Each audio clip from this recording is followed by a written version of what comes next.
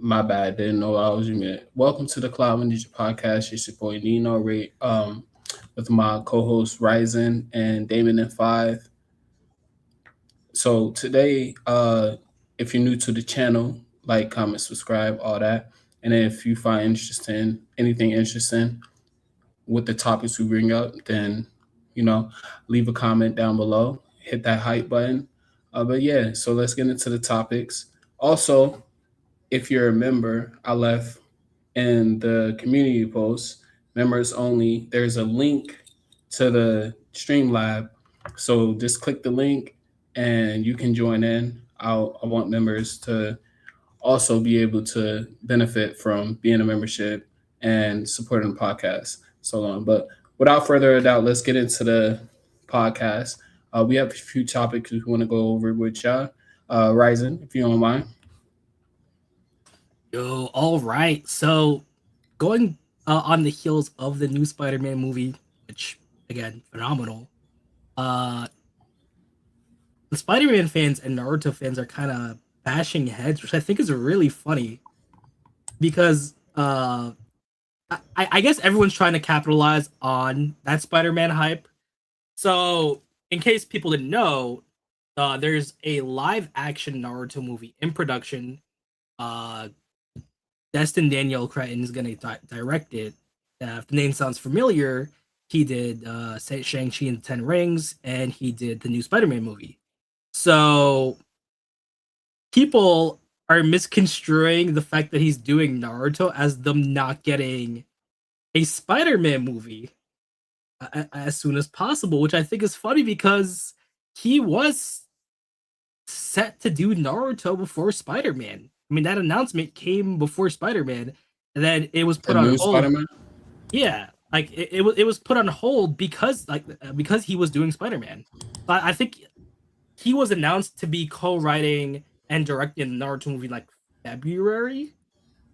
I can hang on. Let me look this up real quick. So he was supposed to do it in February. So like, No, it was announced what? February, and then later on, it was announced he was doing Spider-Man. So Naruto got put on hold. And I'm looking through all these comments, and it's just funny to read. Like, we could not go that long without a Spider-Man film ever again. 5 years is crazy as hell.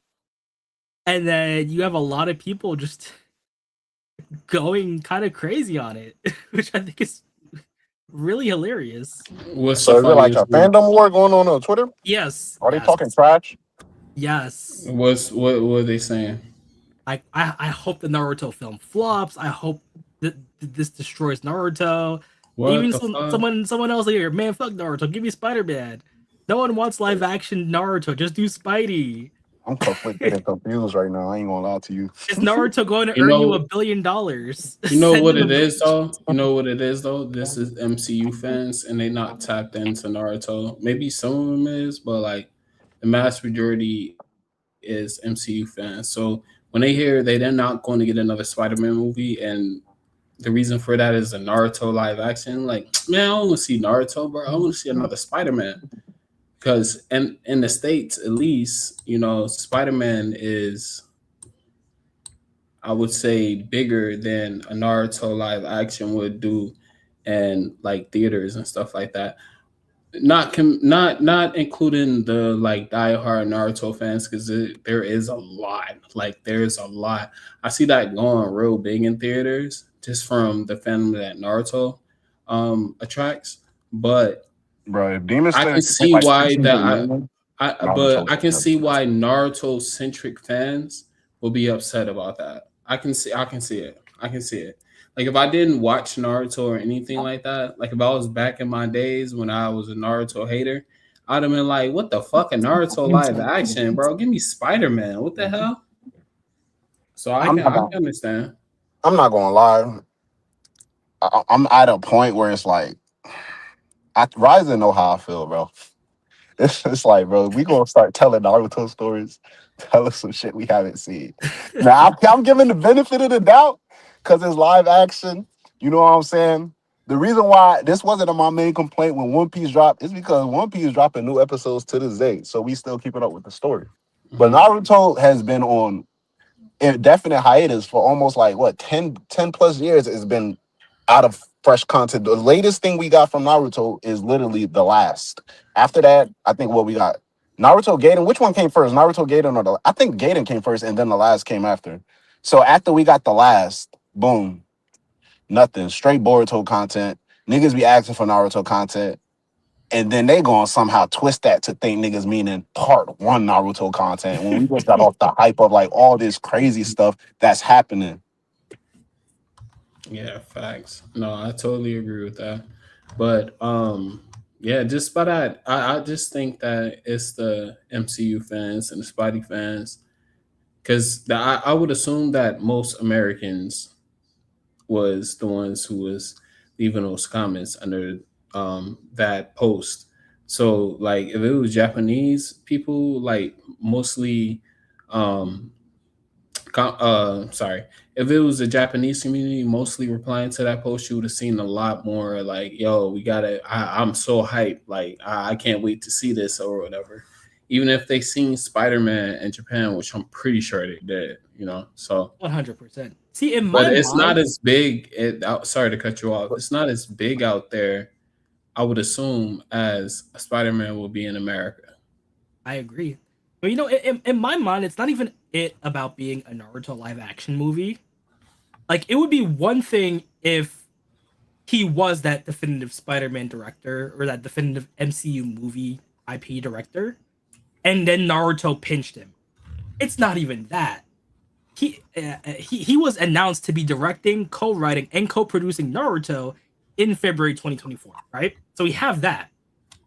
Then September of that same year, he gets put on to direct Spider-Man. So it's not even Naruto stealing him from Spider-Man.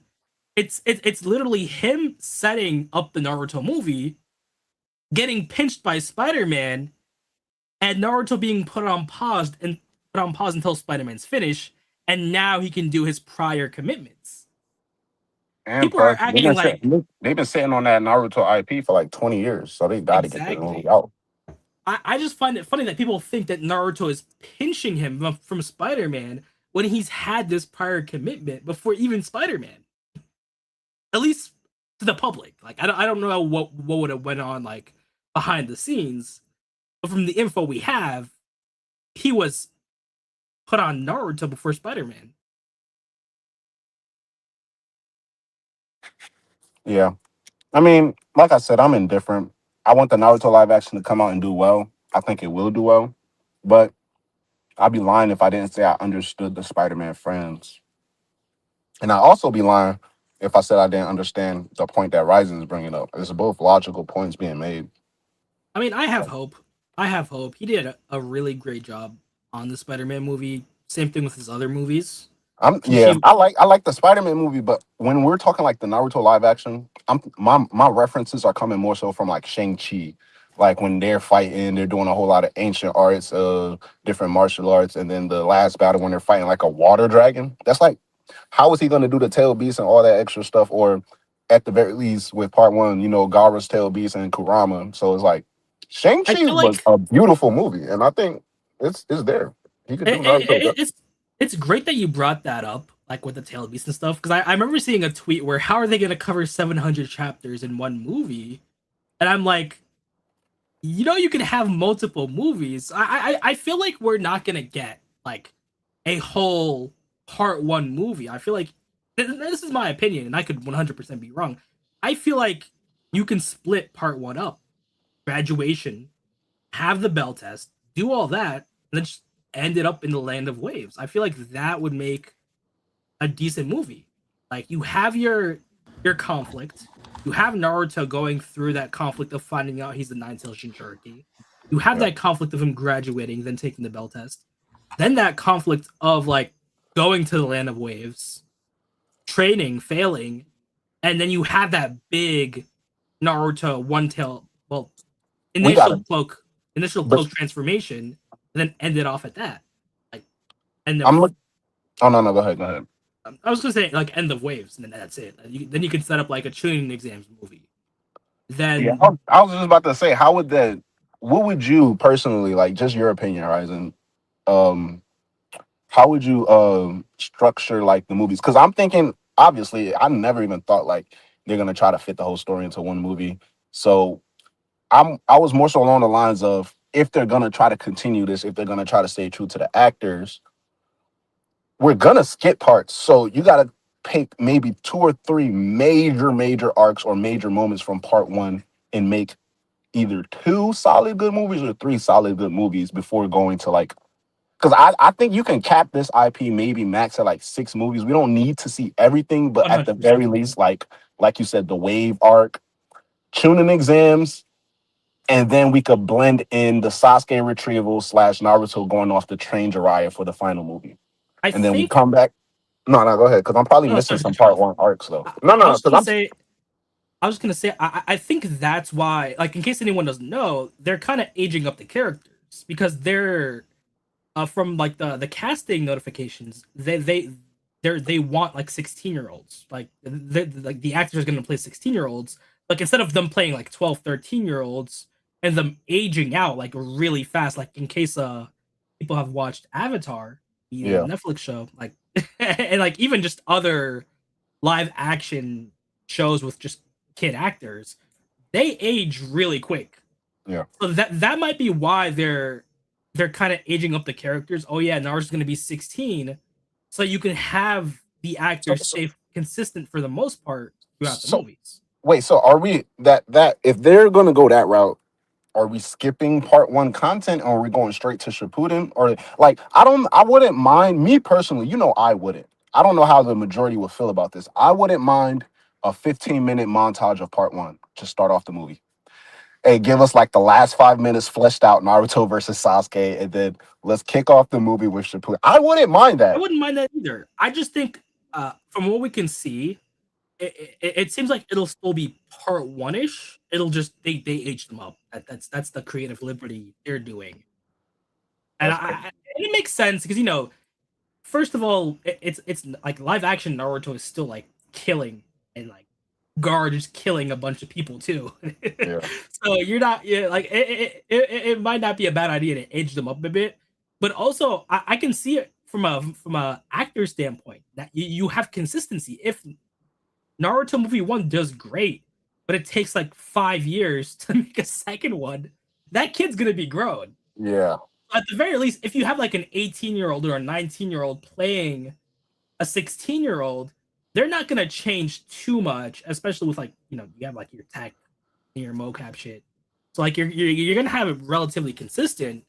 But going back to your question for like arcs, I feel like part one can work as like a trilogy. Yeah. Have that first movie, graduation. Find out about the Nine Tails. Yeah. Forbidden Scroll. You do the Kakashi mission. The Kakashi graduation spell testing. Speed that up maybe a bit. You have the beginning of the Land of Waves arc. You have that conflict. You have the training. You have the Haku dynamic with Naruto getting his ideology straightened out and just having his ninja wave forming. You have the Nine Tails cloak, Sasuke's death fake out, Zabuza dies, end of movie. They're going back to the village. Solid arc. I feel like that could do like a nice testing point for the movie. You're not gonna have too much CGI. You're gonna have a water dragon. You're gonna have like your kunai shuriken. So you're not really gonna do too much with it. Second movie, shooting exams. Go all the way up to Jiraiya training, Gaara fight, Hiruzen's death funeral. There, that's movie 2. Movie 3, Tsunade retrieval arc. Throw in some like extra Sasuke scenes, maybe of him just like falling into darkness or something, or like him in like a dream sequence when he's in like the Tsukuyomi. Speed through that. Valley of the End, Sasuke Naruto clash, end of the trilogy, and then if that does good, you move on to Shippuden. Now Shippuden's a bit different. I don't know how many movies Shippuden would take, but part one's pretty simple for the most part, in my opinion. That's good. I'm thinking, so that's like a very realistic approach they can do. I'm thinking like though, if they can take, because not 9 times out of 10, most movies they have director's cut they damn near have a whole different version of the movie that they release in theaters that most of the cast probably see, and then when it's released in public, they're like, "What the fuck is this?" So 9 times out of 10, you have extra film and footage. If we're going to Yeah, say it's we're never the casting, same. It's never the same as a like the official release. it's never. I mean, yeah, because it doesn't go that far into production, like sending it off to the Mhm. different VFX teams and stuff. But I'm saying, And they do like reshoots and shit. Like you see with Doomsday, they had a reshoot not yeah, too long ago.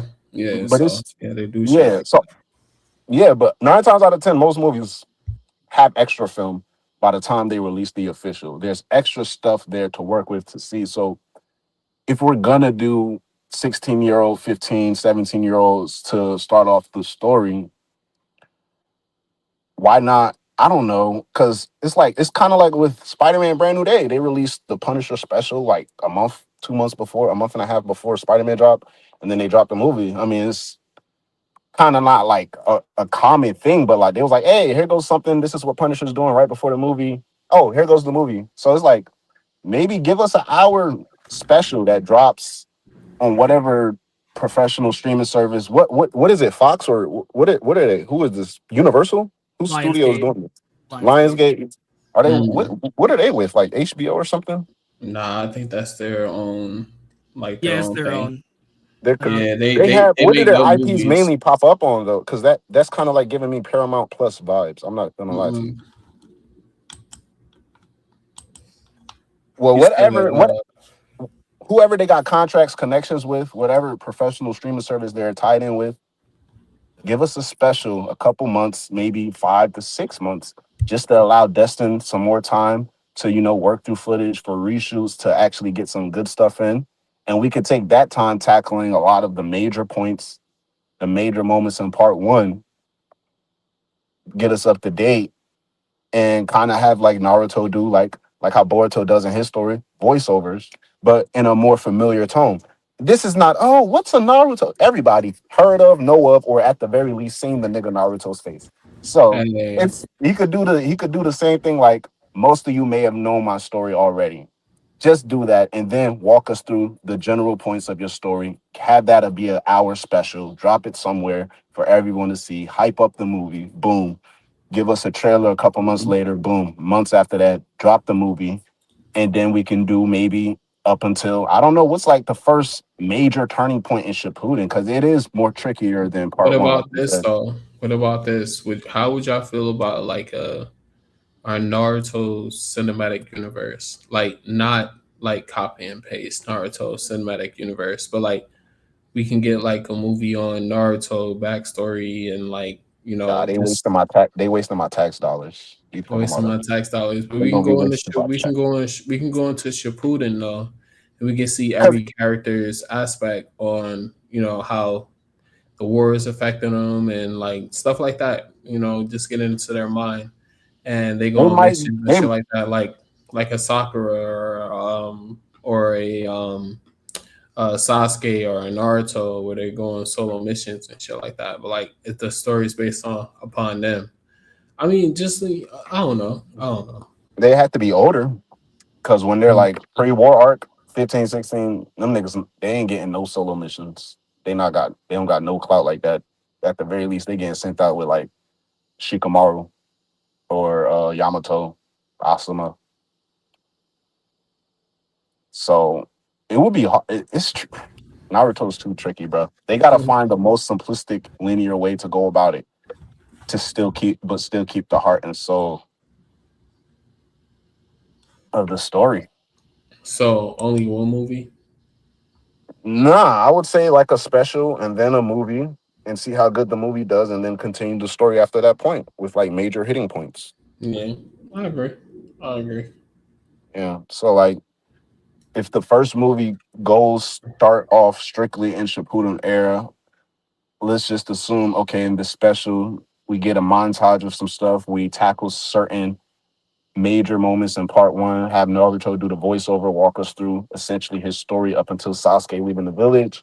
So when the movie drops, casuals who probably are even Naruto casuals, they're like, yeah, all of this stuff, basically, I remember this from the anime. Or people who are new to it, like, oh, so this is what Naruto's about. This is cool, all the extra stuff. We get into Shippuden, we start touching on what him and Jiraiya's been doing, Mhm. and probably end because I'm trying to think like the first major arc was Gara dying, so I guess yeah. So we can have like some major moments in the special that drops before be like Naruto versus Gara, obviously, and then of course some what's the name? Sasuke versus Naruto, right?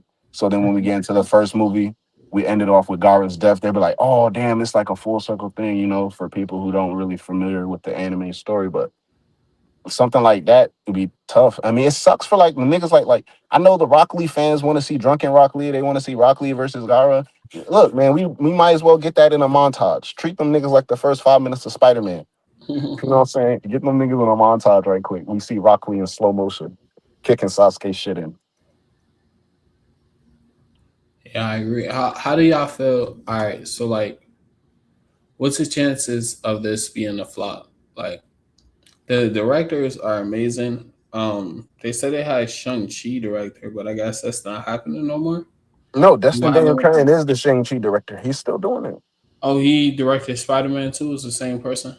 Yeah, he's the same person that's doing all of this. Oh, That's okay, why it's okay, like okay. that's why Got it's you, because got it's you. only him. So all of these movies have to take their time and wait. Like he has to do Shang-Chi too. Like I thought they canceled that. They said it wasn't going through with that. bro, after they reinstated him into Doomsday and the talk started coming up more and more, what's the guy's name? Samuel Liu. He approaches the talk about the movie differently than past because in the past he'll be like, "Yeah, we need to," and now he's more like, "I can't really," you know, the typical Marvel answer and shit like that. So it's on the some of the slates. Definitely, we're getting like Black Panther 3, all of this X-Men stuff, and then I think the most other outlandish one that Kevin talked about was like a Nova movie, but like Shang-Chi 2, Ghost Rider, all of that stuff is like that's there. So we got to see how he fits his schedule, bro. Honestly. Oh no, you're right. They're doing the Shang Chi too. Yeah. He has You're to right. find time to do that. He has to find Yeah, time to direct that. I just looked that up. But I can see that being after like Secret Wars. I don't see that being any time like None of these, yeah, none of that's coming out before like Doomsday and Secret Wars. yeah. So Secret he Wars is got more dropping next than year. yeah. He got more than enough time to That like nigga not direct directing the Secret movie. Wars though. That's what I'm saying. So he has enough time to do that. But they And did bring him Naruto, on with Naruto Doomsday hasn't though. even. So they I brought don't him even think. on Doomsday though. So they may bring him on Secret Wars. But they did I don't. say that that was that news came out a while ago that they was bringing him on Secret Wars. So he could have already been done with Spider Man, but they added him in. So I think They that's what added it him was. into Spider Man because the nigga was gonna do King's Dynasty, and then Yeah, but after this, I'm saying though, like they casted they brought him in to help write Doomsday. I yeah, think yeah, this yeah. was I mean, like a this a lot. year ago It's or some shit bro, like it's that. like a lot of niggas writing Doomsday, bro. It's like Mm-hmm. at least like 10, 15 niggas writing Doomsday. So, Mm-hmm. but as far as like I'm saying what he's actually doing, they don't. I don't even think they began production on Naruto, and that's literally his next project, bro. Oh yeah, no, I don't So, think so either. so even So with that, if this bombs, is this the end of live action Naruto movies? If it bombs, I mean, Lionsgate had 20 years. They were smart to wait until CGI got good before they decided to, hey, dust it off mm, the shelf. So who knows? mm. I think One Piece is good. I believe Naruto can be good. I'm just more so like I don't like the business decisions being made behind Naruto. Now, granted, Lionsgate is different, creative liberties and all that. They've been supposed to do this, but like, bro, niggas gonna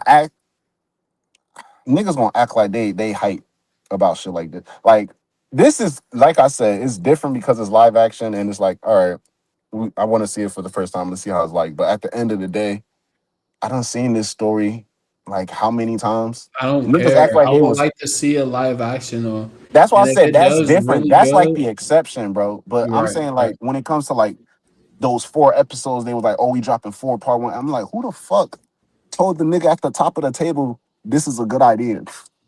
Like the nigga Naruto is 36 years old right now, bro. And you trying to drop a new story from when I know what the fuck is gonna happen after this. I know for a fact, whatever story you telling me, he not finna die. He not finna lose anybody that's around him. And then I get it, you can make an interesting story, but it's like if you're trying to keep the IP alive, bro, just show us some shit in eras that we haven't seen. So show us stuff that happens after the war and before Boruto. Like, how is that so fucking hard to understand? Like, that's probably what would literally keep the IP alive and justify I the mean, I Naruto fans agree. to be in debates today. I agree with you, but I don't think he can start that far off. Like, I think he got to build a foundation. So, like, Nah, I'm not say talking they, about Destin Daniel Cretton, bro. I'm just talking about the people in charge of Naruto, like, mm, and the overall thing. Because Lion Gates, like, that's their whole creative liberty. So, and plus they had that deal for 20 years, so they're justified to do whatever. That's why I say that's an exception. But like the anniversaries, like the card game, I'm not gonna lie, Ryzen talked me into it, so it seems pretty cool. I'm gonna check it out when the card game drops. But like oh, you a want to talk card about game and then a Haiatus? 4 episode special when Naruto is 12 years old. It's like, what the fuck? Who the fuck want to see that, bro? Like, I'm gonna be 100% honest. The niggas who's gassing it online, like, they thinking, oh, we want more Boruto stuff. Like, yeah, I want more Boruto stuff, first of all, but like, no. If they gonna drop Naruto shit, show me a 19-year-old Naruto, a 20-year-old Naruto. What he doing? I'm not trying. We seen 12-year-old Which Naruto. you mean like But you don't want 12-year-old Naruto going on a mission as team leader? Like that's the dumbest. I want teenage Naruto though. I want them to build up the story. They can't just jump that far in the future. Like I would like to see Naruto how he progresses himself. I want them to take some type of creative liberties because they can't make it 1-to-1 with the anime. So No, I'm not talking about you the can live action. expect I'm just talking about the projects that they're dropping. It's bad war ideas. That's what I'm projects. saying. War projects. Like I said, the card game Ryzen talked me into it. It's Hmm. good. I'm not gonna rehash everything, but like when it's coming, like right now, what they're working on aside from the card game under the Naruto IP, because Lionsgate is separate from them. What they're working on is these 4 special episodes, or at the very least, waiting to drop. And my whole thing is like, why did we waste our time coming up with this idea? Like we've been seeing Naruto in his 30s for the last 15 plus years now. At the very least, give us what we thought we were initially gonna get before the last volume when Naruto dropped, which was like basically Naruto and Sasuke after the war, 17, 19, 20 years old, 21 years old. Like, I'm pretty sure they had Boruto like around 23, 24. Like, my nigga, we got time, bro. 21. He, 21. he had Boruto. It's Yeah, all tight. right, so he It's a bit got tight. busy with he got busy with Boruto. 18, 19, 20, and then whatever time it takes before 21, fuck it. Hanata pregnant. She at the crib. Let's Because tell here's 2 stories then. Like, we got time, because bro. here's the issue. You have Tonari stuff happens when they're 19. Then you have the little novel stuff. Wedding. You have the wedding, 20, and then you got busy. Like she's pregnant while she's 20, 20-ish, then 21, boom, Boruto's there. That's the thing though. 23, But that's the thing 23, though. War is there. That's the thing. The Toneri stuff happens 2 years after the war. So you got all of 18. Who knows how old? Like he was probably had like 2 3 days left for being 19 in Naruto the last. So who knows? We got most of 19. Like we got time and space. So even after we get 18, 19 years old, the Toneri stuff happens. We get that. Boom.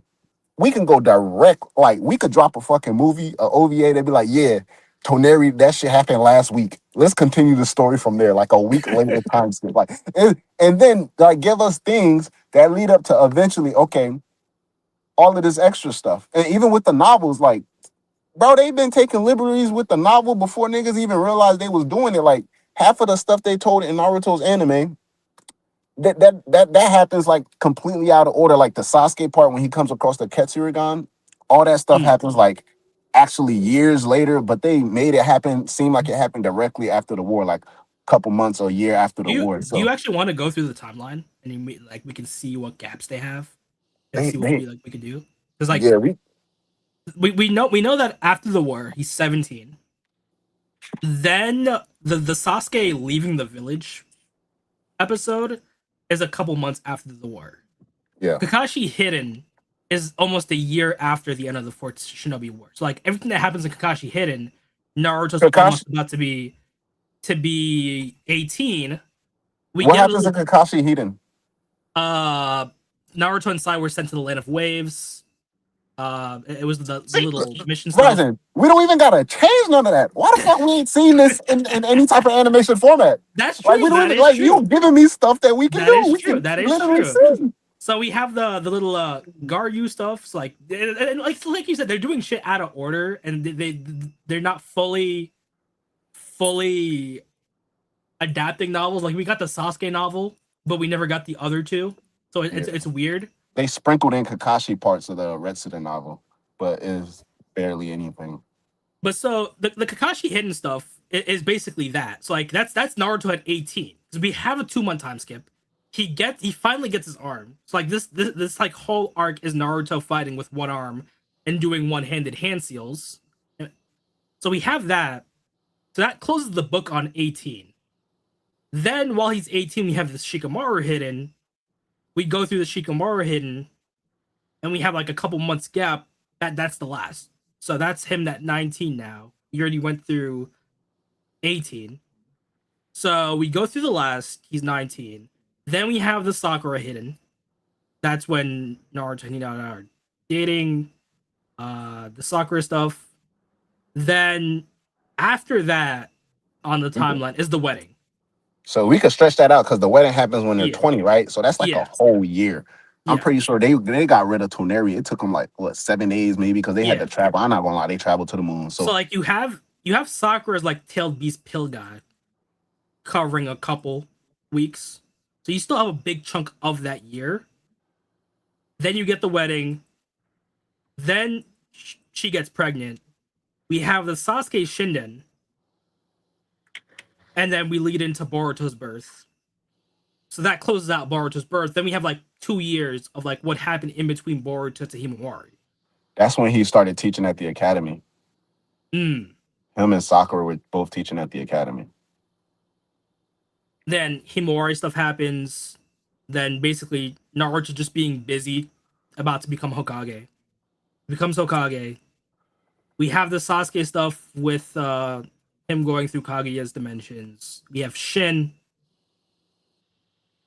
And then after Shin is just Boruto. Shit, give us a movie because Sasuke been seeing like, I've been through all these dimensions.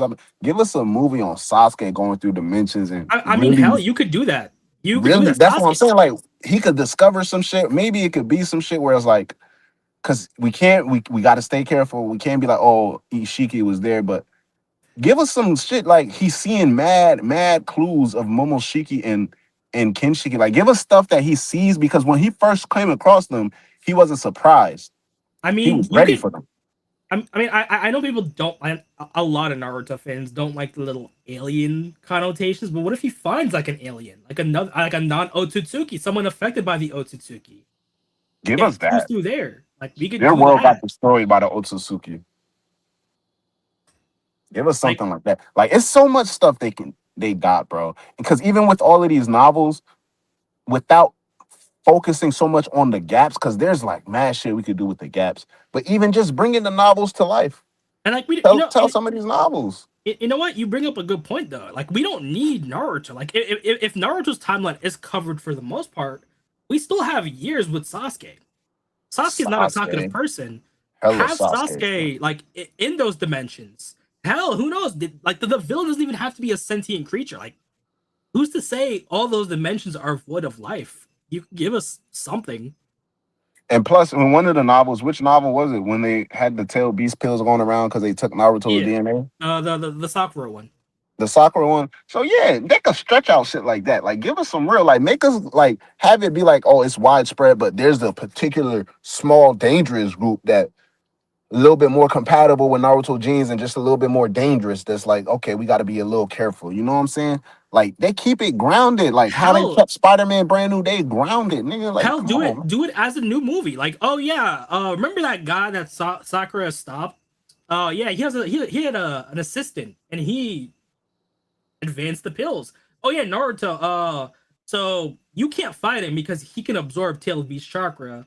So we need a team that's not Naruto. Basically, Naruto's a walking battery for the enemy, so he can't fight them. So like it's not necessarily an Otsutsuki level threat, but like this is a big threat that Naruto can't face off against, or like face off while using Kurama's chakra, and then just have Sasuke and like other people show off their skills, or even Naruto just going into Sage mode or something, and have Yeah. that. Like, yeah, you're right. Like stuff like that does work. Absolutely. Like they have all of the reign and liberty to do this. Like Avatar is the best example. It's like they did Avatar the Last Airbender. Everybody loved it. They're dropping the comics, and some of the fan base finds out about it, and most of the fan base end up like me. We find out about it all these years later, like, oh shit, they had comics. And now we're like, oh, why Damn, don't they they keep did. on? Yeah, they got comics. I even read like the first two comics after the original show ended, The Promise Part 1 and 2. But like Hmm. they did that, and then they took the Boruto route. They dropped Legend of Korra. You know what I'm saying? Whatever people say, they say Legend of Korra was so successful, them niggas got renewed for a new season every fucking season. It was like, all right, we get y'all one season. You know what? That was hard. We get y'all two seasons. You know what? That was hard. We get y'all three. And then again until they stopped at four. But then they're like, okay, we see the discourse. The fandom is still alive, which is relevant to Boruto. We talk about Boruto and we talk about Naruto not as much, but just as much, especially on Twitter. We know the Naruto fiends are here. They're like, oh, we trying to see more Naruto stuff. They tease us with 4 episodes, and you see what a 12-year-old potential OVA of Naruto does to these airheads. I mean, granted, I would have watched the episodes too, but like, was I excited for it? No. Okay, But but Uchiha, here's what's gonna go down in the Shueisha boardroom. You're gonna give your idea, right? And they're gonna tell you it's perfect. But you know what they're gonna say? You know what? Let's make him 12 for the nostalgia.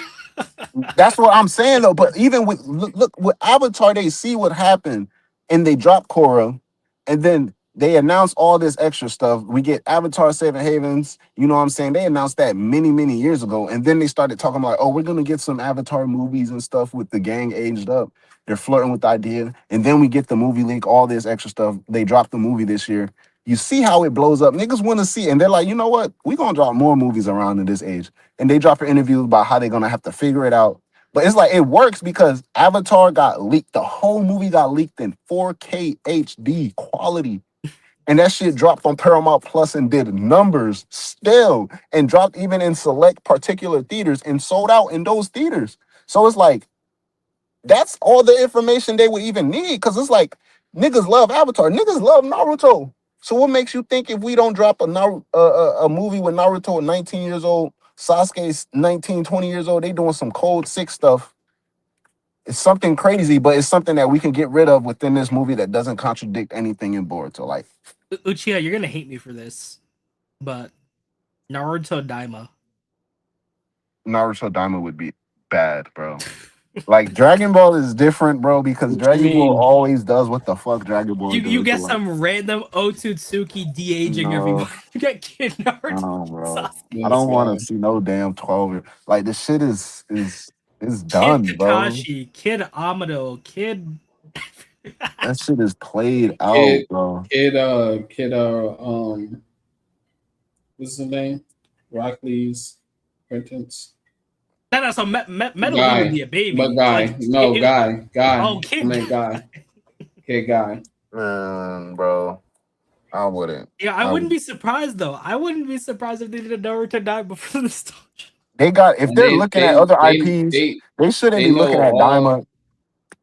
they know all of their jutsus and everything. They just Nah, kids. they shouldn't be looking at Daima. They should be looking at Legend of Aang, bro. They took the good route. Daima was good, mind you. Mind you, I didn't had no problems. I rocked with it. I even rewatched Daima and I fucked with it. But like I said, that's Dragon Ball, bro. And plus, then Goku went like Super Saiyan 4 twice in that joint. And I was rocking with it. It was fun. Bro, Naruto, like we're at a point we where can see Naruto go Kurama mode. Super Saiyan 4 is not the same as Super Saiyan 1. So watching him go Kurama mode in the Daima is As a kid Give, though? as a give, kid, but it's like give I him a mean, new. we went back in time with Sasuke and Boruto and the time skip But arc. I love the time skip arc. It was cool. I even know niggas in real life who only watch he Naruto. didn't have control of Kurama at that time. I And they know, but do I'm saying I know in niggas that who watch Naruto in real life, bro, who don't mess with Boruto at all, who literally yeah, clocked me in too. for literally just the time skip arc and talk like, yo, bro, I seen those Boruto episodes of the time skip arc. I was actually bamboozled and baffled. I'm like, y'all really that deep? It's like y'all ignoring everything. But when they say some Naruto stuff, they hop back in it. It's like if you got Yeah. them that deep in the game, bro, just Or make it good Sasuke. and give them what we want. Like, come on, bro. 18, 19, age these niggas up, drop a cold movie. Give us a cold 20 episode anime. Instead of Diamond, call it, I don't know, Guy 10 or some shit, bro. Like, come on, man. They can do it. I know they can do it, bro. Yeah, I have faith, especially with this new director. He's fire, so I have high hopes. When it comes to the live action, it just gotta. I don't know what points they would do. What studio they going through? I don't know. Is Lionsgate a studio or is that just the Yes. thing? Lionsgate is a studio. Yes. Oh, it's just them though. Lionsgate is the second largest and most successful mini major film studio in North America. The studio Yeah, focuses on but foreign and independent films and has distributed various commercially successful film franchises, including Saw, The Hunger Games, Rambo, Divergent, The Punisher, John Wick, Medea, Blair Witch, Now You See Me, Mhm. uh, Hostel, The Expendables, Sinister, The Twilight Saga, Step Up, and Den of Thieves. yeah, they got a nice track record. Yeah. Oh yeah, I'm with it.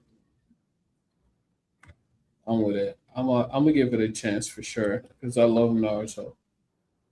Like when it comes to the MCU, it's probably Naruto and the MCU or Man, MCU and then Naruto.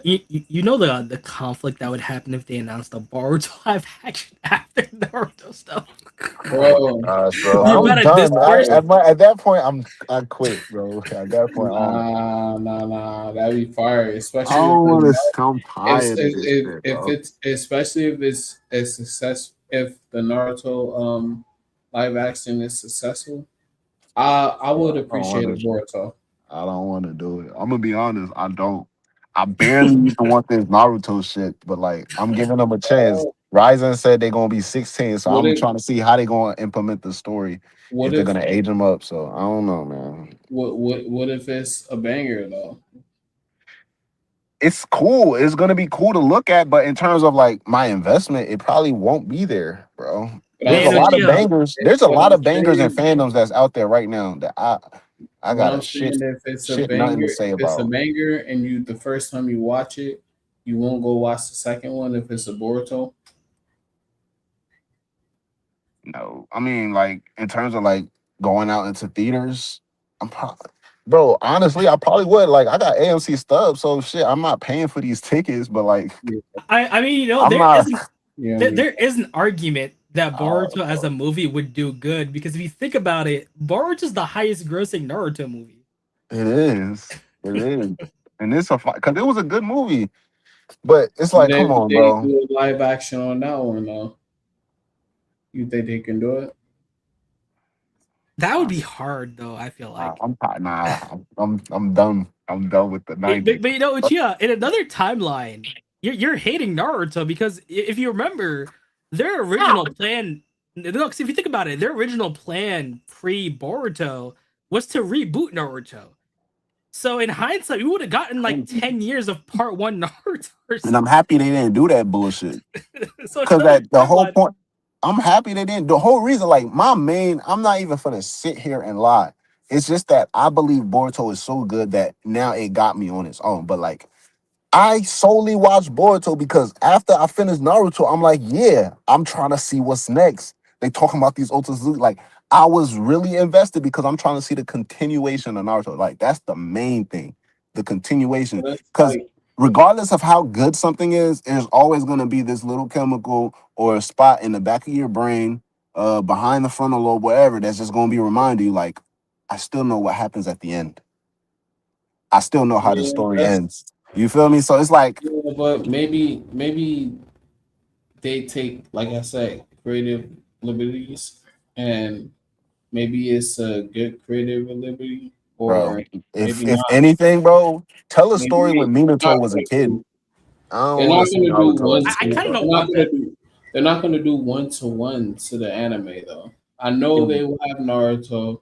I know they're gonna have like Minato. Like I know they're gonna have certain like the I core know it's not character. gonna be 1-to-1. That would be the main reason why. It's not like I'm saying I'm not watching it. I know I'm gonna watch it because I'm be like, oh yeah, I'm gonna see what they do with this story, and there's gonna be differences.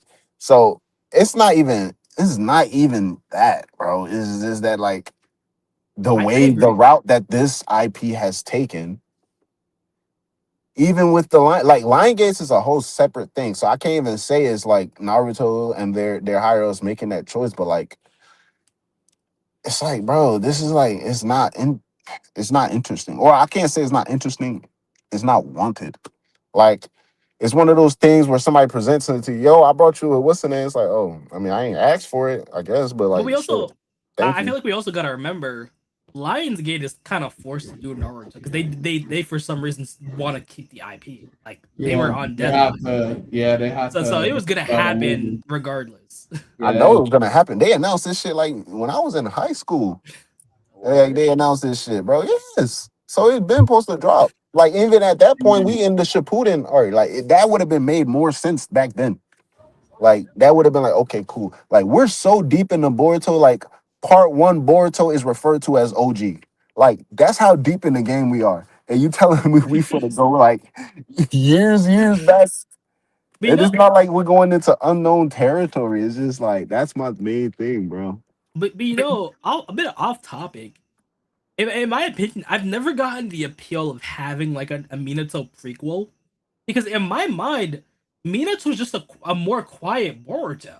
Like all you're gonna really do for the most part is see him winning as a kid and learning these jutsus at like a snap of a hat. So like I feel like people are kind of blinded by the Minato aura, but not realizing that as a character, he's kind of like, oh yeah, this man's a super genius and he That can do one shot whatever he was wants. that one shot was tough though. It didn't kind of it showed us like I mean he's OP, but it showed us his weakness because like grown Minato would have faced those two tail bees on his own. But that Minato, he was like, yeah, we're getting the fuck up out of here, flying riders. So it's like you see it. I don't know. I like the growth because like they can even tell us a story, like tell us a story before like in between the points, like we seen the flashbacks in the anime and stuff like that. Yeah, but like prior to the point where Minato first fought the Nine Tails inside of Kushina's mind, because we know he does that. How old is he in the one shot? Is he like I what, think 17? 17. And I think 17 years that's old? the first time he does it. So And yeah, then and after that, I mean, but like, he just it, created the Rasengan at that point. So it's like it's this room. I don't ain't gonna see, lie. I feel like but like, rather I than feel like they can. Sorry to cut you off. I don't know how long this movie is gonna be, but they can like take 20 minutes to like kind of go through Naruto's backstory, like so we can skip all the like part one stuff and maybe get into Shippuden. Like they can just kind of like tell us everything that happened, his journey, stuff like that, to be the Hokage see, I and feel his like friend and stuff like that. Like they can spend 45 minutes, 30 minutes on just that, and then like they can take creative liberties, and then like they can like compare his relationship with Sasuke, and then like a monologue will come up, and then Sasuke turned dark see, and I blah blah agree. blah. Like it's ways that they can work around it so they can make the movie and they can still continue on. Like we can possibly even get a fifth grade Ninja War. If not, then the uh what was it, the Hokage summit, the Kage summit. We can probably get that. Like that's See, I I don't see agree. that's out of the realm of possibility as far as like CGI or anything like that. Like I think they can make that work. See, I agree about wanting to see something new, but I think for the live action, they need to like have that thing, have the Naruto story be organic. So like, you can't really just rush it. I feel like you have to go through the Nine Tails little snippet. You have to go through Naruto learning about himself being a Jinchuriki. Because we got to remember, while yes, the movie in part is made for the fans, you have to bring in new people. You have to make the story stand on its own. For example, One Piece, they don't skip the first few arcs just to go faster and do stuff. They still have to lay out the groundwork, in my opinion. So I feel like if you want the movie to succeed, you have to also showcase to the newer viewers how Naruto's story goes and how it works. Because if you're just skipping through it, the people that didn't necessarily watch Naruto but still want to watch the movie are gonna get a bit confused if these things are just kind of brushed over for the most part. And like, oh yeah, he's a Jinchuriki, and then we just skip through that. I feel like the first movie has to be like Naruto struggle with that a bit, and just introduce that. That's just my opinion. I feel like we have to like You know what? keep it consistent. I'm not gonna lie to y'all. After sitting on this for a little bit, I'm fuck it, bro. Drop one movie and call it a day. Success or not, it don't matter. We ain't gotta create a universe. And sometimes not everybody can be the MCU. You feel me? So just drop one cool ass movie, include the major moments, some Nine Tails stuff, some cool stuff with Dara, cool stuff with Sasuke, and call it a day. I mean, Uchiha, it's easy to say that, but if against all odds, a Naruto movie makes like 600 million or over, or even 500 million, they're gonna see the dollar signs. I'm sorry, but they're gonna see that green income, and they're gonna say, "Oh, yo, you know what? Give me more of that. I need that. That's filling my wallet. Give me a sequel. Give me a threequel." Yeah.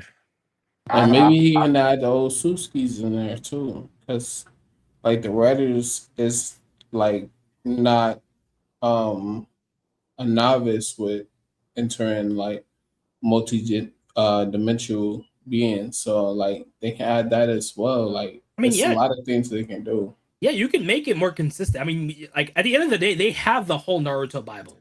So like things that didn't like make sense or got introduced way too late. And One Piece does this. The live action does. They introduce concepts earlier because they have those concepts now. So they could do that. They could low key have Black Zetsu just pop up in the background to like sneak peek a sequel movie or something. I could definitely see that. Bro, you're gonna have to have actors, every single actor, sign like a 10-year contract. How many niggas we know for to sit here and sign a 10-year contract? I mean, it's Naruto. I mean, we can't lie. They might. You know But how many people MCU gotta go through before certain roles get accepted, bro? Because they be like, yeah, we gonna need you for like 11 years, my guy. They be like, hold on. Like, but what? a little side note to all of like three Konohamaru fans. I'm sorry, but we might not get Konohamaru in the live action. It's not even hate. You're gonna cast an 8-year-old to be Konohamaru. The next movie's gonna be like Man, 17. look, man, I'll say this, bro, because I don't know. I just feel it weighing on my conscience. But like, people know I love the One Piece live action. So me going so hard against a Naruto live action could seem contradictory. But it's like certain things get certain different treatments. Like One Piece is the type of story where like it just happens. Like even when Netflix drops the new anime in January, I'm gonna check out that first season. Part of it is because like I said, One Piece, like different things get different treatments. I've rewatched Naruto Shippuden, mind you, multiple times. I rewatched part one once, but like I've rewatched Naruto multiple times. One Piece, I'm not rewatching that shit. Not at all. You feel me? It's just the way the thing was brought up and structured. So when it comes to like, oh, they're dropping a live action, hell yeah, I'm finna check it out. Why? Because like 1,000 episodes ago, I barely remember what the hell happened. And plus, I got another 1,000 episodes left to go on the current story. So it's like maybe it'll be cool. Like Naruto itself, it's shorter, it's more compact. The way it's brought up and structure is different. And its approach into the Boruto story also changes everything. Because it's not like it is Boruto's story, but like the shit is continuing. There's repercussions. Naruto still like we see these niggas in these ages, in these events, in these stakes, in all of these things that are going down. So it's like, why do I want to go back to the age where I've already seen them operate on? You feel me? As opposed to something undisclosed, never before seen. So that's really like the main reason. But the benefit of the doubt is there because I don't like, right? You said they're going to be 16, 17 in the movies. So I don't know. Is it like confirmed they're starting with the part one story, or is it just called like is Naruto and they're shooting Naruto? They're shooting Naruto, but they seem to imply it's gonna be part 1 Naruto. Maybe, I mean, because It Shippuden would is be just the hard. anime thing. In the manga, it's just Naruto. So who Yeah, knows? Maybe they're but it would taking.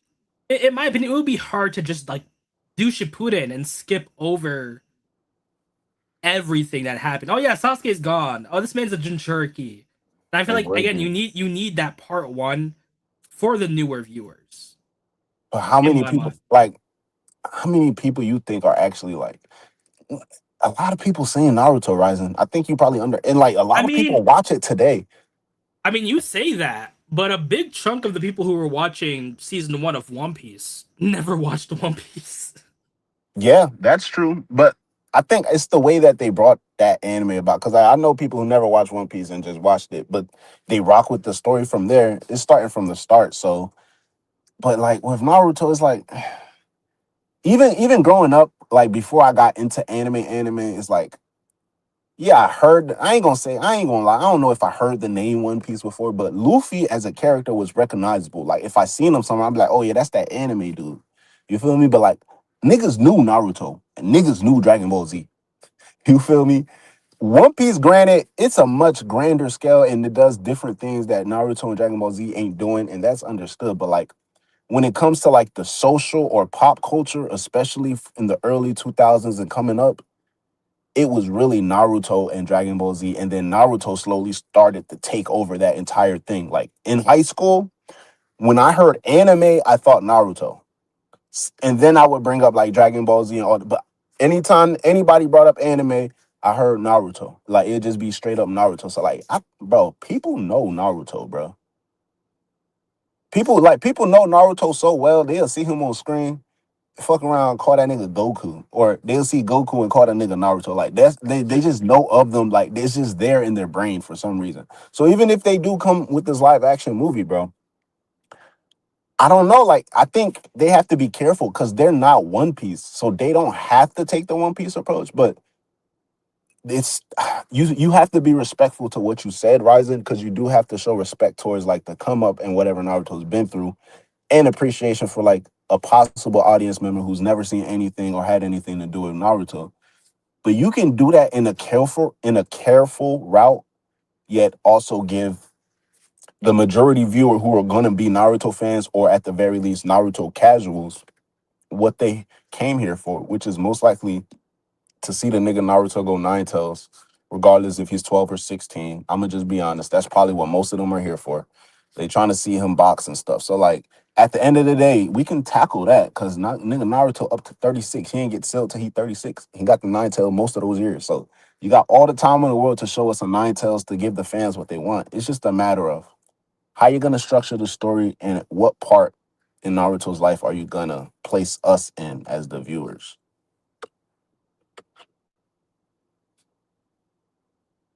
100%. I just don't know, bro. I'm gonna still see the movie though, so it's not like I'm not gonna see it. I'm definitely seeing it. Yeah, I got to.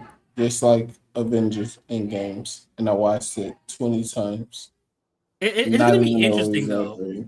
because I feel like I, I was thinking it would flop. I'm gonna be honest. I didn't have high hopes, but seeing the director who's tied to it, seeing Kishimoto in the Spider-Man documentary and him being like all on board, yeah. it gives me hope. But it's Don't gonna get your be hopes too interesting. up, though. I'm about to say, don't get your hopes up high, bro. Don't. Do But not. like it's But gonna it's be a lot of interesting. Naruto fans, though. So I don't know. I don't think it'll flop. And you know, it's gonna be interesting to see if it actually breaks record. Like if the movie does like really good, where like where will we go through in a couple years? Like in anime like stuff in general, like anime movies in general, but also a Naruto cinematic universe. Because if like Yo, I've I don't been saying this for a long time. I was like, We maybe like 10, 15 years in the future. And just like how Marvel, they took a while to like do their universe. It was a lot of failures with like the Hulk and like other villains and stuff like that. Like they had bad CGI. Like it had like it got very bad reviews. But anyways, I digress because those movies are older. So like I think if they do a live action Naruto movie, I think they will be more than capable of doing it. I think they should make it a little bit more grounded, just so like I think they should like because like I was watching the making of Brand New Day, like the people who was in the they was getting mind controlled by, or I guess she was going through different people's bodies. Jane Grey, when she released her full power, they had like choreographers doing that, like their movements and stuff like that. They had choreographers doing that. So, like, if they're going to do a live action Naruto movie, they're going to add people in there that know what they're doing as far as like the fighting style. They're probably going to bring in some like choreographers as far as fighting and stuff like that. So like I see the Naruto live action being elite, especially since it's the Spider-Man directors. And like I said, they're the ones who directed Spider-Man, and they had all the choreography and everything down pat. So I mean, I have high hopes. I have high hopes. They I should do. just think that I don't think it's gonna gross 1 billion.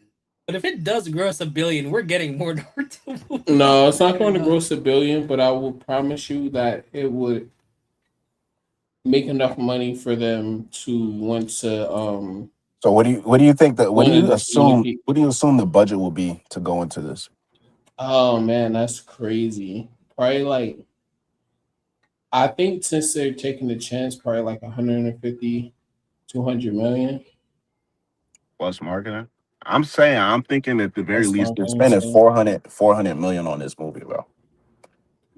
At the very least, they're spending Yeah, 400 million on this movie.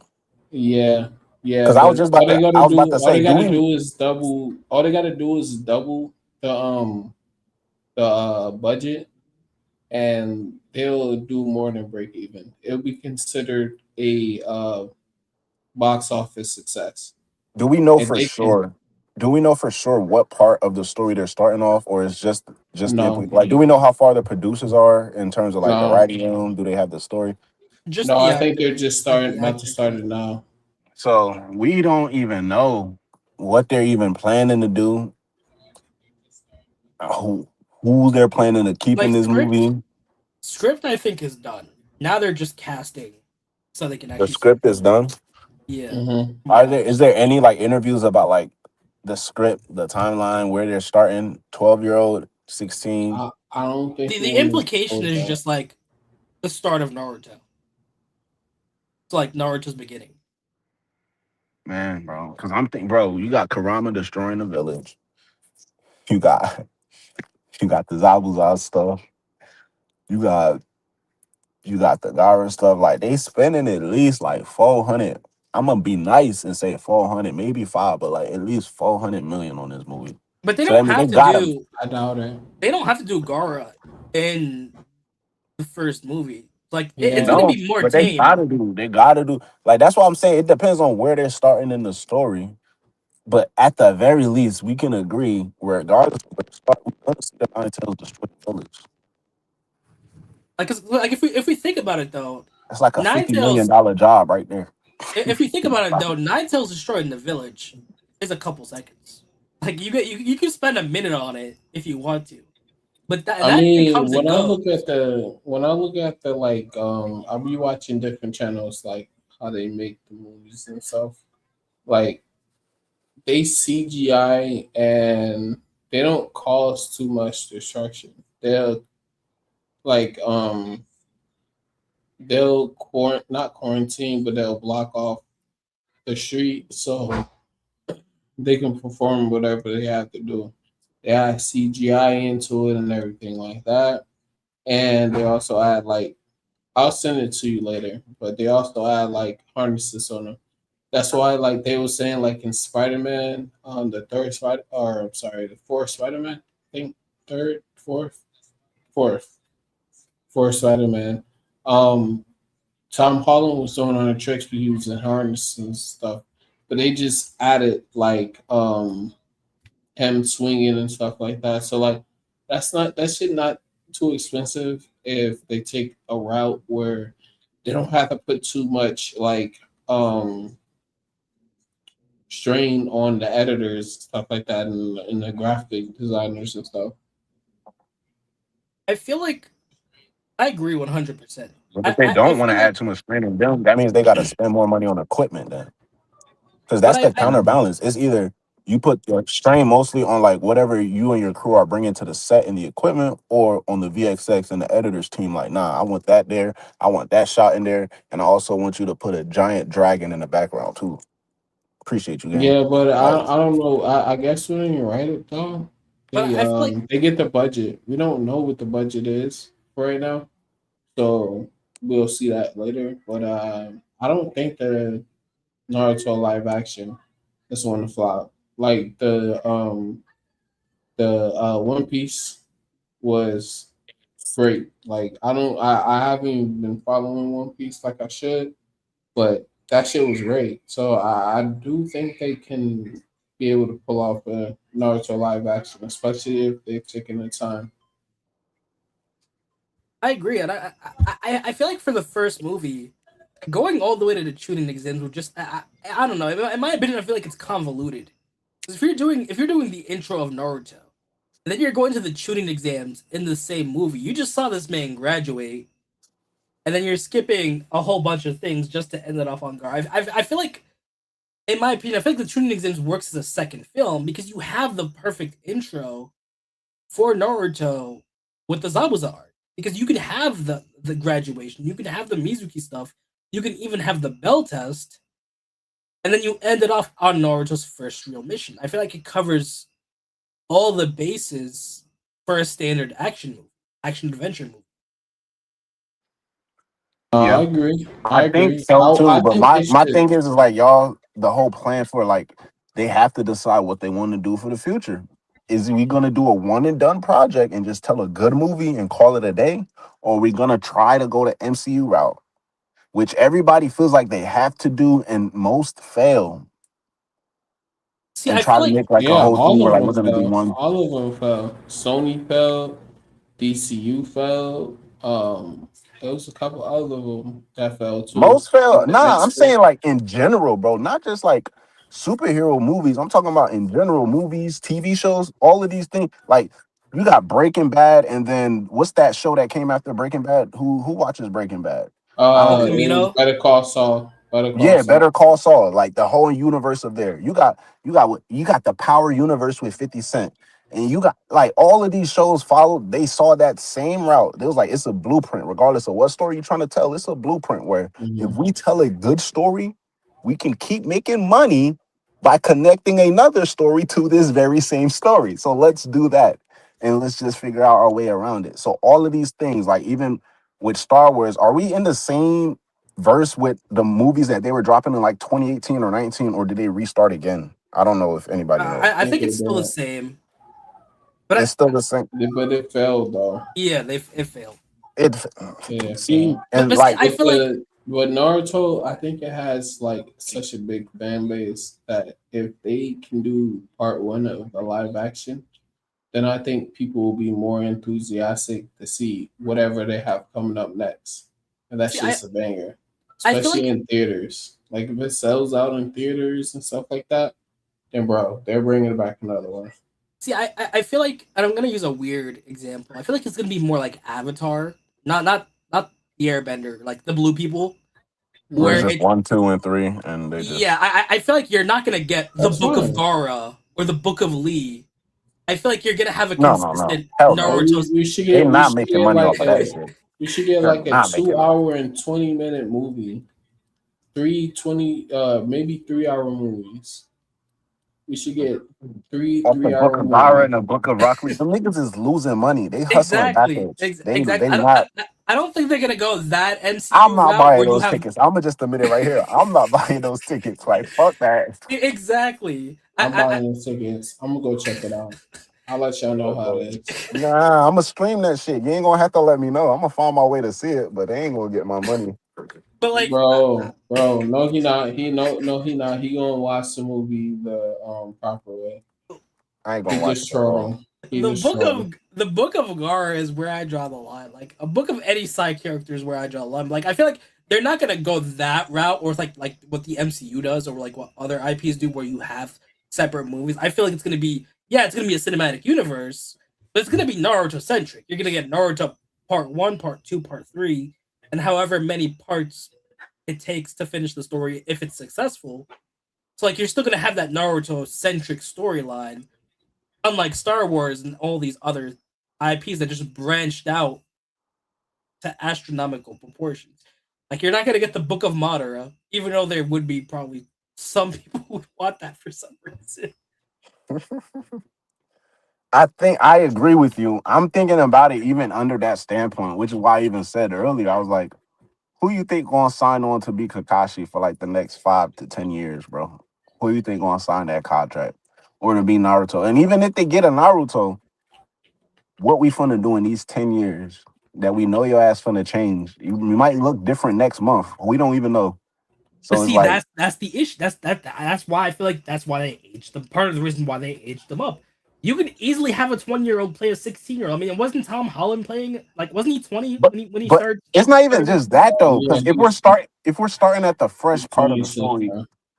because if they're introducing us to Naruto, I'm not trying to say like, because yeah, Yeah. 16-year-old, 17-year-old, they still kids, but like certain things that Naruto learns at like 12 and 13, if you show us like live action and Naruto's like 16, 17, he's learning these things, I'm like, are we babying a nigga who's supposed to be a fucking ninja out here in these streets? It's like, But I feel like it still works because you're just aging the characters of the story. Like instead of them graduating at 12, they graduate at 16, and it's still a military like situation. Like these people are people going into the military. Like it still makes sense for like a 16-year-old. You know, like you're just changing the rules slightly. Yeah, we're not doing so early what graduations. what Like, jutsu do we have? Do we have him struggle with Shadow Clone at 16? but like you're going through it with the lens of a 12-year-old doing it. When in the cinematic universe, it would be you're doing this at 16. So like he's struggling with the clone jutsu. And funny enough, Uchiha, 16-year-old Naruto still struggles with the clone jutsu. There were so many little omakes where Naruto's trying to perform the clone jutsu in Shippuden and he still fails because he Well, I never mean mastered that jutsu. well, as far as like, I'm talking about the Shadow Clone. Yeah, I actually mixed the two But jutsu up for a second, but I'm saying like, as far as like changing, not everything is going to be 1-to-1. I'm not trying to keep everything 1-to-1, but we got to keep it like, what's Naruto's main like struggle point? Does he know of the nine? Because at this point, Naruto is not really aware of the Nine Tails like that. He doesn't know. He just knows the village hates him. Like, how are we with his mentals? Like, you got, especially if he's 16. You feel me? So it's like, I where are we feel like at with that? I feel like it still works. You would just like add in a bit more of his struggles, and then you just make the Mizuki stuff hit more like harder. Like instead of Naruto in the anime glossing over what Mizuki said a day after, maybe have that scene with the third Hokage. Have that scene of him contemplating. So this is why they hate him, and have like those negative emotions that he talked to Gaara about, but like actually show him thinking about it instead of him going back to being happy-go-lucky in the next chapter. You could easily just add in those parts. And you know, like at the end of the day, a crazy amount of Naruto's skills that he learned at 12, he still had a hard time at 15, 16. Like the movie would say, okay, this man can't do the clone jutsu. He failed. Bet. He masters the shadow clone jutsu in 3 hours. Okay. In the movie, he's using shadow clones. He's using the transformation jutsu. Then in the waves arc, chakra control exercises. I feel like it still works whether he's 12 or 16. I'll see how they do it. They already got the green light. They're in production. They got the director. So they already got my ticket before they announced the sales. So, hey, I'll be there. I'll be there and see for myself, man. But are you gonna Yeah. be here for the Book of Rock Lee? That's the question. Fuck no. The Y'all gonna burger. have to just, y'all just I gonna have mean- to break it down. I mean, think about it. Think about it. Rock Lee was popular enough to get like Rock Lee and his Ninja Pals for Yeah, like I an know he Mhm. got animated his own manga. anime spinoff, but like even I didn't So watch that shit either. So it's like shit. You Guilty talking? Conscience. You talking about me? I did watch it. I did watch it, Mm. which is crazy. I'm pretty sure Boruto has one too, don't they? yes, Boruto SD Oh yeah. recently got translated into English. If Hold on. anyone wants Yeah, to I'm read about to it, say, write and put it in the group chat. Oh really? Hey, throw it up on the screen. bet. Hang on, let me find the site. Yeah, Yeah. it recently got translated into English What officially. is it though? It's like a gag manga, but with like Boruto characters. They had one for Naruto too. You said right?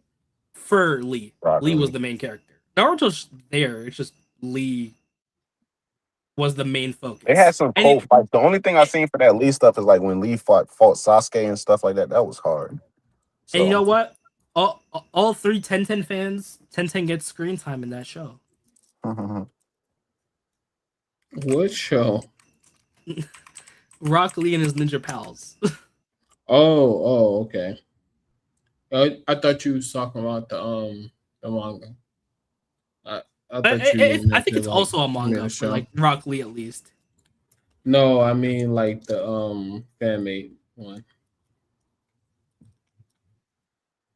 Boruto. Oh, it's not fan made. It's official. Oh, put it up on screen. I'm trying to find the official version. Well, Oh. here's the unofficial translated version. But like, hang on, let me go to random chapter. Chibi, Boruto. Like Iwabe's in the manga, so Iwabe's canon. yeah. But it's officially translated. I just don't have the website on me, so if anyone wants to go read it, it's there. Is it made for like kids though? Or is it like they're genuine? Are they targeting people who just like want to see it, or like what's the whole niche behind it? It's just like a gag manga, like God, Doctor Slump Who wrote and it? stuff. because I did see one panel where like Sasuke was like watching Boruto around Sarada, and he was like, "You better not mess with my daughter" or something like that. I remember seeing. It's literally Rock Lee and his ninja pals, Naruto SD. It's just Boruto SD. Yeah. It was a little show when it was on Haiatus. But if anyone wants to read it, it's funny. Maybe they'll make it into an anime, like they did with Lee. They might. We'll see. They might. Like we have a Ramen Rasengan. No, I had nothing against that. Ramen That's like his Rasengan. own thing. A I have nothing Ramen against that. Rasengan.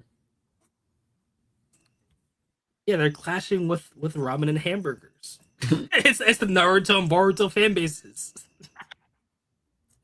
You killing me, bro. Yeah, so I don't know, man. They should, well, as far as like the Naruto people, they should really, I ain't gonna say scrap it because at this point they didn't announced it so many times. So like drop those 4 episodes and just move on. Yeah, And, like get us some facts. We haven't got that get us some announcement in I don't know how long. But you know, Naruto confirms it here in Boruto SD that he's a terrible dad. just a flame. Yeah, I mean he never had a dad. But I was gonna ask you something. I can't remember what I was gonna ask. about the IP. Oh I no think no they no should. no no no. Okay, so what do y'all think about next chapter? Because we're on a hiatus, we're not getting one this month. So like what are y'all predictions on what's coming up next? Or what y'all want to see?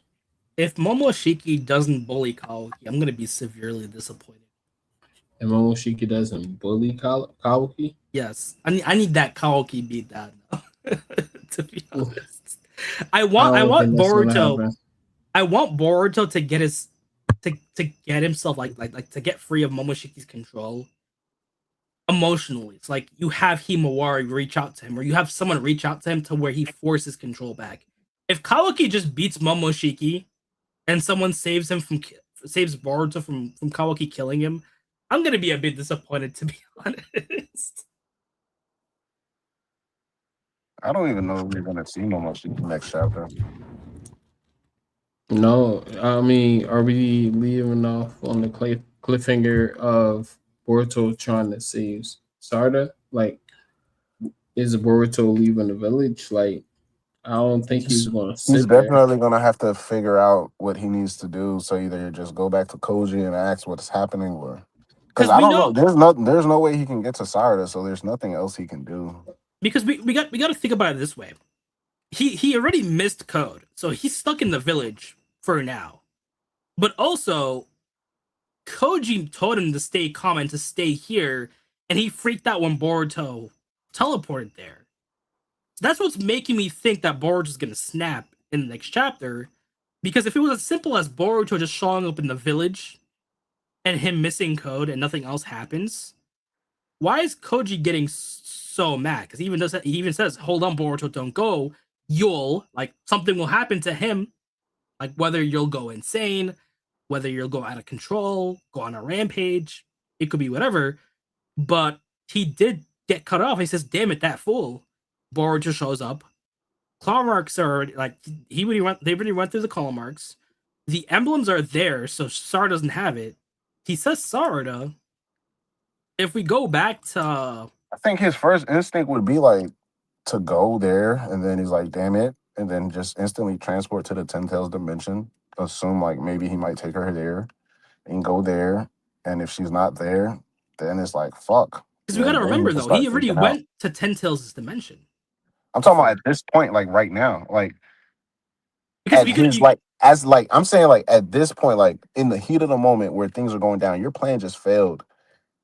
In the hands of the enemy that just grabbed her, we know, okay, he can get to the Ten Tails dimension. Let me just go, like naturally thinking, like when you're just doing things in the heat of the moment, that would be like one of the first things I think of. And I would probably just fly and ride in there, like, okay, let me just see. He might come here real quick. I feel like that underestimates Code, to be honest.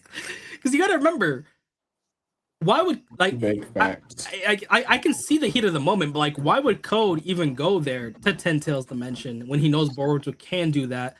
When he knows would he? Have you ever like looked for your phone and then like or look for something that you lost, right? And let's say it takes you a minute to find it, but before you find it, you're looking at places that you know you ain't leave this shit there, but you're gonna look. It's like I see it. Let me check under the dresser. For what reason would it be under the dresser? I don't know, but I need to check under the dresser. I just feel like it makes Boruto seem a bit dumb because, like, he should know that there is no chance Code is going there. Like, Code knows Boruto wanted to track him. Code knows he can teleport. His whole thing was to separate any ways for Boruto to follow him. So I feel like why not just go directly to Jura's realm? And I feel like it just makes Boruto seem dumber if he does go there. Plus, I feel like Jura wouldn't kill him.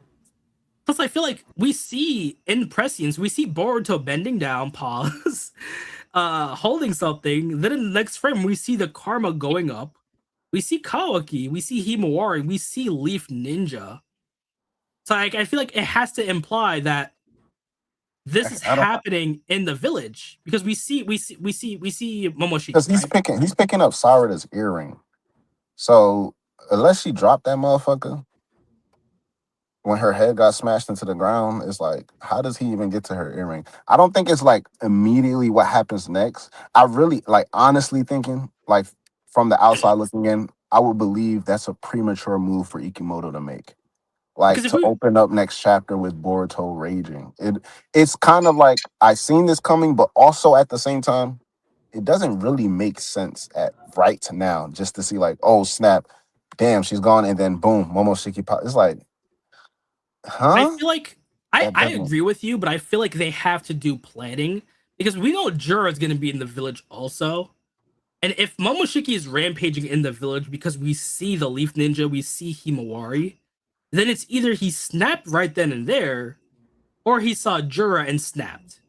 But either way, we have to, because right now that can be Momoshiki either like facing Kawaki in the village, or it could be like in a Jura situation. And also on top of that, how is Momoshiki here? Did he come out by himself? Did Boruto allow him? Like we have to take all of these unknown scenarios into account. So Because we don't know if Boruto gave up control or Boruto lost control. because We still gotta wait and see. we know for one thing is we see his karma mark going up, and then we see we see Kawaki right then and there. Kawaki's not fighting Boruto unless he loses control. So this could be them teaming up against Jura at a futile fight, but it might also be. I feel like it's more so he's rampaging because we got to remember this is Koji getting freaked out. That's the issue. That's what's pushing me to thinking that he sees it and he just perfectly snaps. That's his thumb screw. He failed Sasuke. His mental state completely snapped. Because I see what you're saying, but then that would be like, because if that's the case, it could be well within Ikimoto's right for him to be doing that for us. Because I know for the most part, when he's showing us all of these panels, even back in part 1, when Boruto saw the future, it's essentially him telling us what's about to happen in the next few couple chapters, right? But even in this case, even in the last case, it was like all spread out. So like in this case, it would be like that entire page is telling one story when we know Koji should be seeing like different, each of these squares should be a different future. So it's like, I don't know. I don't know if we can connect all of it. That's why, because it's like Momoshiki seems so calm. Because if you look at him, he seems calm to where it's like, did Boruto allow him to come out or did he force himself out? In that panel, I can't say for sure, but if I had to choose, it looks like Boruto just allowed it to happen. In my mind, I feel like, yeah, we can attribute percentages to these timelines. I feel like it might be if he's freaking out. It's definitely for the main reason is like he's seen Borushiki. He's not supposed to be seeing Borushiki. So it's like, yeah, fuck that. But even then, if it was only a 1% chance of him seeing Borushiki, that shouldn't scare him that much. Like, it could be a situation where, oh shit, this happens 9 times out of 10 if he leaves. And I feel like we rarely see Koji this frazzled to where he's saying, Boruto, listen to me calmly. Like, yeah, don't freak out. Like, I don't want you getting this information from like Sumire or something, hypothetically, that, oh, Sarada's just gone and you can't sense her. I feel like Koji's emotional state is making me believe that instead of him being level-headed and like letting Momoshiki go potentially on a Jura situation, this is him fully snapping and just going crazy. Of course, I could be wrong 100%. It's just, if it does happen, because these are so close together, it makes it seem like that it has to happen in the village. Because we know Boruto has no way of accessing that place unless A, Code takes him there, or B, Jura takes him there for some reason by making a deal. So we know right now he's locked into the village because there's nowhere else for him to go right now. It's either the village or Koji's hideout. We see Himawari. We know Himawari is not leaving the village. We have Kawaki going into his V2 karma state. Kawaki, as much as I give him hate, he's not fighting Jura right now unless he's pushed to it. So I feel like it might be that Momoshiki situation. Like, yeah, dude took his shot. Dude saw Kawaki potentially. Dude just wants to off Kawaki to cover his bases. I do think so too, but I don't. For the Kawaki shot, I definitely believe it's either Boruto or Jura. But also, I think the main reason we're now seeing the V2 because like it just revealed to us like the highest point of capacity we ever seen Kawaki operate in the time skip was at 85 attack. So it just assumes to say like once we see him first and finally fight at 100% power, and he has the horn, that just means, okay, so he never had access to the horn state up until this point. So, of course, that's the first thing he's going to pop up when he sees either Jura or maybe Momoshiki. So it's not like he's going to do it when he first sees Boruto because he still has the alliance with Boruto. So they're working together. So it's not like he sees Boruto, he's going to pop up and fight him. But if he sees Boruto and he reacts to either Boruto using the Karma Seal or maybe Momoshiki, then it will make sense. But like, See, I feel it's like, just bad to see. I don't know because but they have the same type of like I don't know. It's just the same vibes, bro. I, I It's the feel same like vibes. I feel like these 3 frames specifically are getting to me because we have Boruto. We have 4 frames. So we have Boruto's cloak right here. We have Boruto picking something up. We have Yeah. his karma just go on. If his karma is going up, but there's no threat, that makes it seem like yeah, he is losing control. Now Kawaki being there is interesting because remember when we were talking about potentially Amado linking his brain up to with Koji. If Amado is seeing this tableau at the same time Koji is, Amado is gonna tell Kawaki, "Hey, your old pal Momoshiki is back in town. You know, maybe put a stop to him before we all get killed." So it would make sense for Kawaki to show up at this point. Yeah. So I don't know. It could go either way. I just I feel mean, like, it's 50-50 because it has to be either Kawaki and Boruto or Boruto and Jura. So it's one of the two. Yeah. and then with the Sarada necklace, it feels like it's not even Boruto who's picking it up because it feels like it's Sumire. Because Sumire is looking at it on screen. We have Sumire right here I again. thought she was looking at like kind of like a claw grind. I'm not gonna lie. It looks if I feel like she might be looking at a claw grind Because that's a separate frame. Let me go back to it. on the computer screen in that future vision. Now, so like, so one frame is the clogram right here. Yeah. I'm saying on the Second frame, screen, I feel like it might be a claw grind. Like zoomed into it, it, it might be. it feels like the Uchiha crest because you have like a little circle, you have the little line thing. Plus, you have the Uchiha earring right here, and this I don't know. This doesn't look like Boruto's finger. It feels like it feels like Sumire is the one who picked up the earring. Maybe it's a ninja tech tool. Maybe it's whatever, and she's just looking through it with her PC now. If she's creating something or like creating a tool type earring, I can't rule that out because we've seen her do these fidgety stuff with the gadgets. So, but I don't know. It's interesting. She's gonna be researching something. We haven't seen the claw grimes in so long, so we see the claw grime and then we see her looking at something. I just processed it as like that top black part was like the claw grime's head. Maybe she's researching them because they popping up again. And at this point, it's like it's been so long since we've seen them. But as far as the earring thing, I don't know because they're alluding to something ominous about it, but at the same time, we know Ikimoto, bro. We come up with crazy theories, and it's the most simple thing that happens, but a twist that comes somewhere down the line that we never really saw coming. So I feel like all of this shit, most of this shit is gonna be simple. It's just more so like what's going on with the Burushiki stuff, though. Because most of this happened already. Like the code stuff, he already took her. Well, yeah, that bottom half already we happened. So we have this little part of Sarada's eye bleeding. We have Hidari. We have Jura making soup or whatever. Kawaki, tea or something. Jura again. Yeah, or serving tea. We have him either with Shikadai or Shikamaru. We have Konohamaru. We have the Hokage hat right there. We have Moegi. We have Kobu. Yeah, the Hokage cloak. We have Jura's eye. We got more Sarada, Hidari stuff. And we get to the Jonin, the Wood Jutsu, Himawari, Kawaki, well, version 2 Kawaki, Borushiki, and then the close up of Borushiki.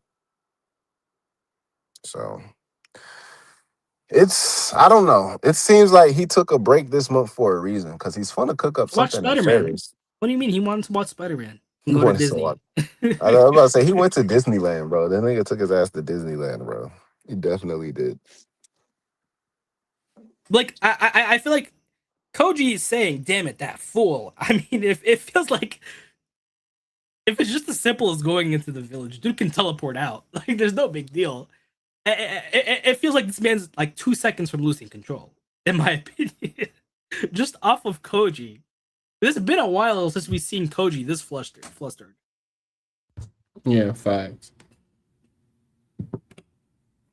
Like, dude's sweating and everything. Mm-hmm.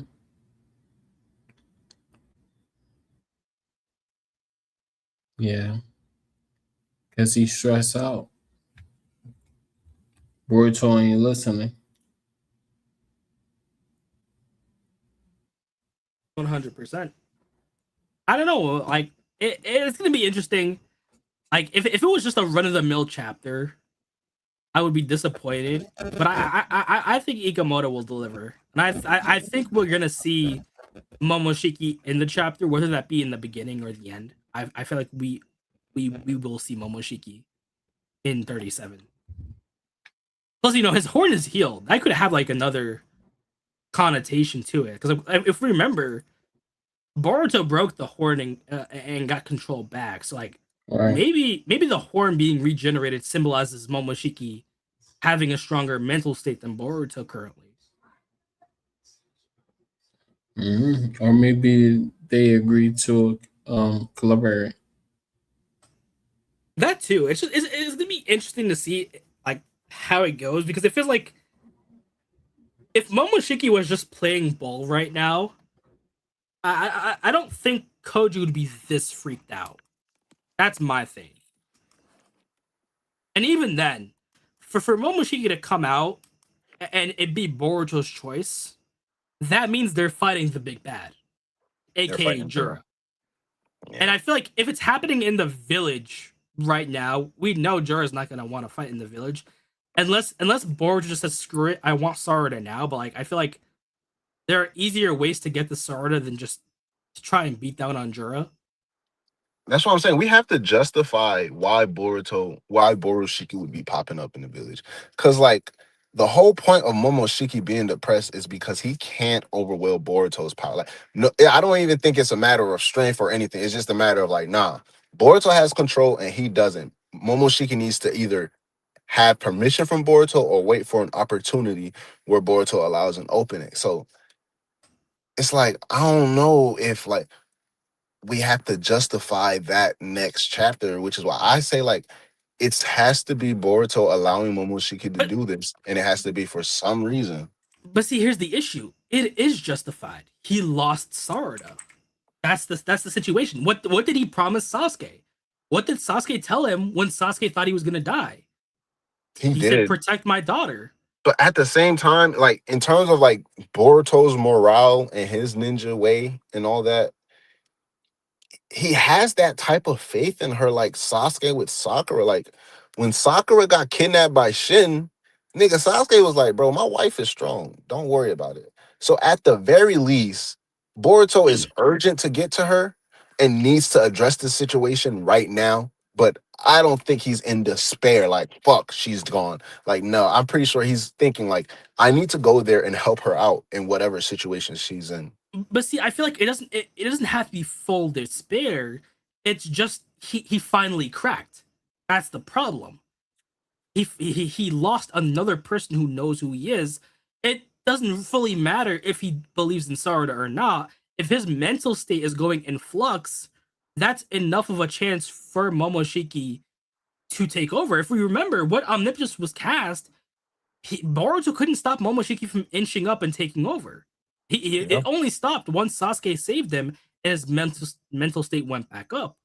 So, this is gonna do a lot of damage. That's what I'm thinking on his mental state. To where, shit, yeah, Momoshiki shot his shot and said, "Bet if this man's not." If I had to compare, it's Bleach. Hollow Ichigo. He said, "Yo, if you slip up, I'm gonna be the king."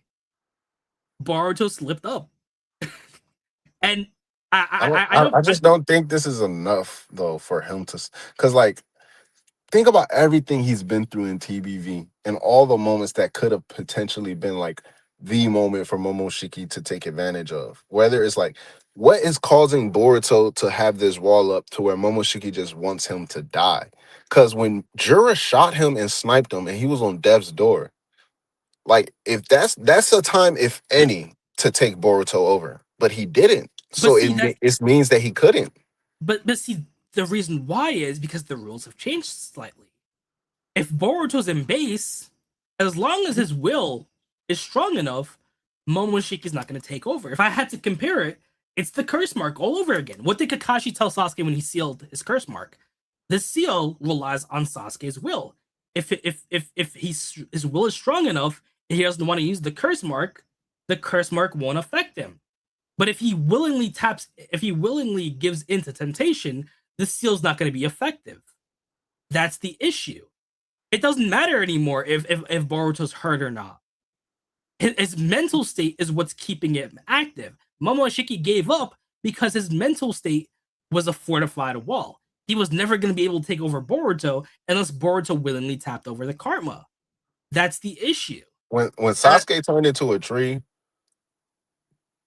Momoshiki should have popped up. But you got to remember, he ain't had nobody. He ain't had nobody but Sasuke. But now Sasuke did say, "Yeah, take care of her," but like once he comes back, it's like it's so many opportunities. So I'm saying like solely off the strength of like, let's say we open up next chapter and Boruto's distraught. Like that's even like at this point, I'm calling out Boruto as a character. I'm like, what are we doing, my God? We've been in the field this long. Like at the very least, allow it to be like the way you're going with it. I understand Ryzen, but let's say instead of him giving into despair, let's take the route where it's like he made that deal with Momoshiki. So now he's more accustomed to now relying on that karma power. So let's just make it a point where it's like in this fit of desperation and possible rage, he's activating his karma. Right now he's in control, but the angrier he gets, kind of like the Hulk, the easier it is for the Hulk to take over, meaning the easier it is for Momoshiki to come out. So he slips up and gets too angry rather than like, fuck, Sarada's gone. I'm lost anything. Nothing's there. There's no point in life anymore. Momoshiki takes over. Just make it like he's ready to turn up and Rasengan anything in sight. And Momoshiki takes advantage of that. But Uchiha, there's precedent. I mean, like, even if we look at Boruto's predecessor, his own dad, Naruto, Yamato told him, yo, stop relying on Nine Tails' powers. Stop letting your emotions get the best of you. And Naruto's like, cool.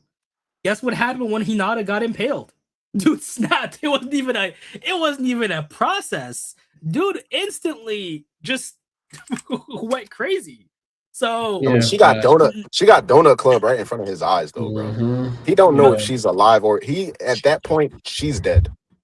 But see, that's the situation. Boruto's now panicking.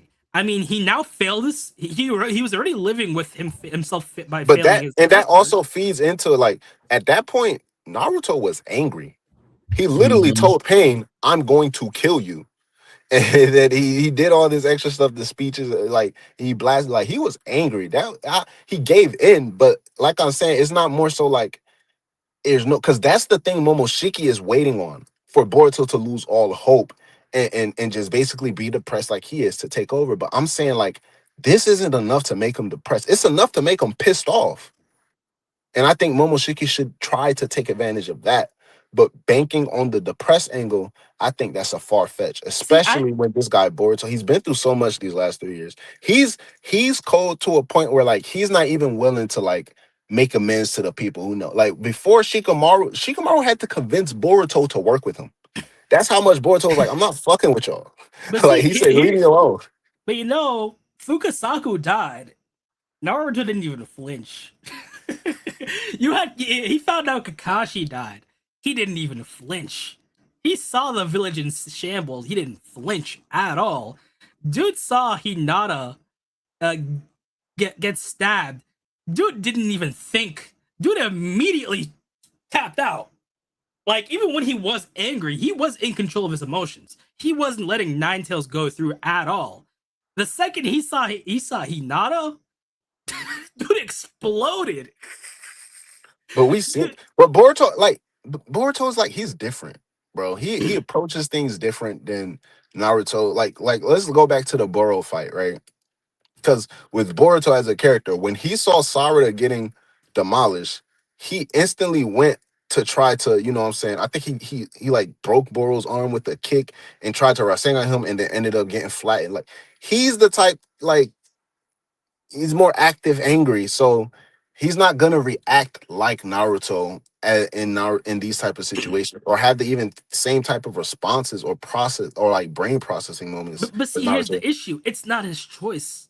If his emotions go out of whack, regardless of what he wants, regardless of him fighting against it, Momoshiki's gonna have enough strength to take over. I mean, if we even look at it here, If it's his Omnipotence anger, happened. that's what I'm saying. But But it's I not even don't. anger. It's not even anger. That's the issue.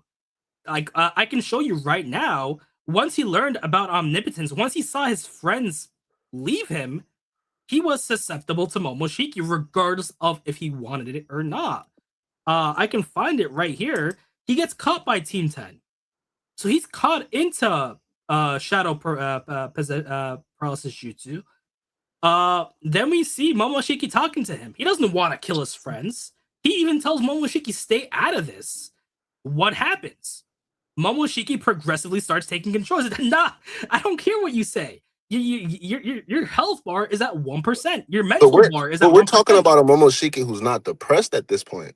So at this point, he still sees the opportunity. Like right now, for the last 3 years, Momoshiki has saw no opportunity and completely given up. 100%, but he's only given up because he thought there would never be an opportunity. The problem is now he's seeing an opportunity. Now it's like if I had to compare it, and bad comparison, but it's the only thing that came up to mind. You guys watch Rick and Morty, like the early seasons? I've seen the first few seasons. Yeah. So you guys know when they broke time and like they split? Mm-hmm. And they kept on creating new realities. Yes, and you saw when Rick just gave up on life. Yo, he told Morty, yo, be better than me. But once he saw the device, he said, fuck that, I'm going to live. And he switched up. Yeah. It's basically like that. He's only despairing because he thought he would never get the chance to take over. I'd rather be dead than just have to watch Boruto. But if Boruto is going to make him an opening, in addition to the deal, he's fine with it. That's the thing. I'm not denying the opening or the chance at all. I'm arguing like the direction of the opening or the chance that he gets. Is it a chance of depression, or is it a chance of vulnerability, or is it a chance of like anger, confusion, or desperation? I feel like I'm it's vulnerable. Like it can be all of the above because it's not simple anger. Anger doesn't do this. It's his mental. If Boruto is just angry, that's fine. But if Boruto is falling into the spirit inch by inch, that gives Momoshiki the opportunity. But do you want to know what's different though? That's the thing. What's different is the fact that they came to an agreement. So Boruto is using and he's willing to use that karma power.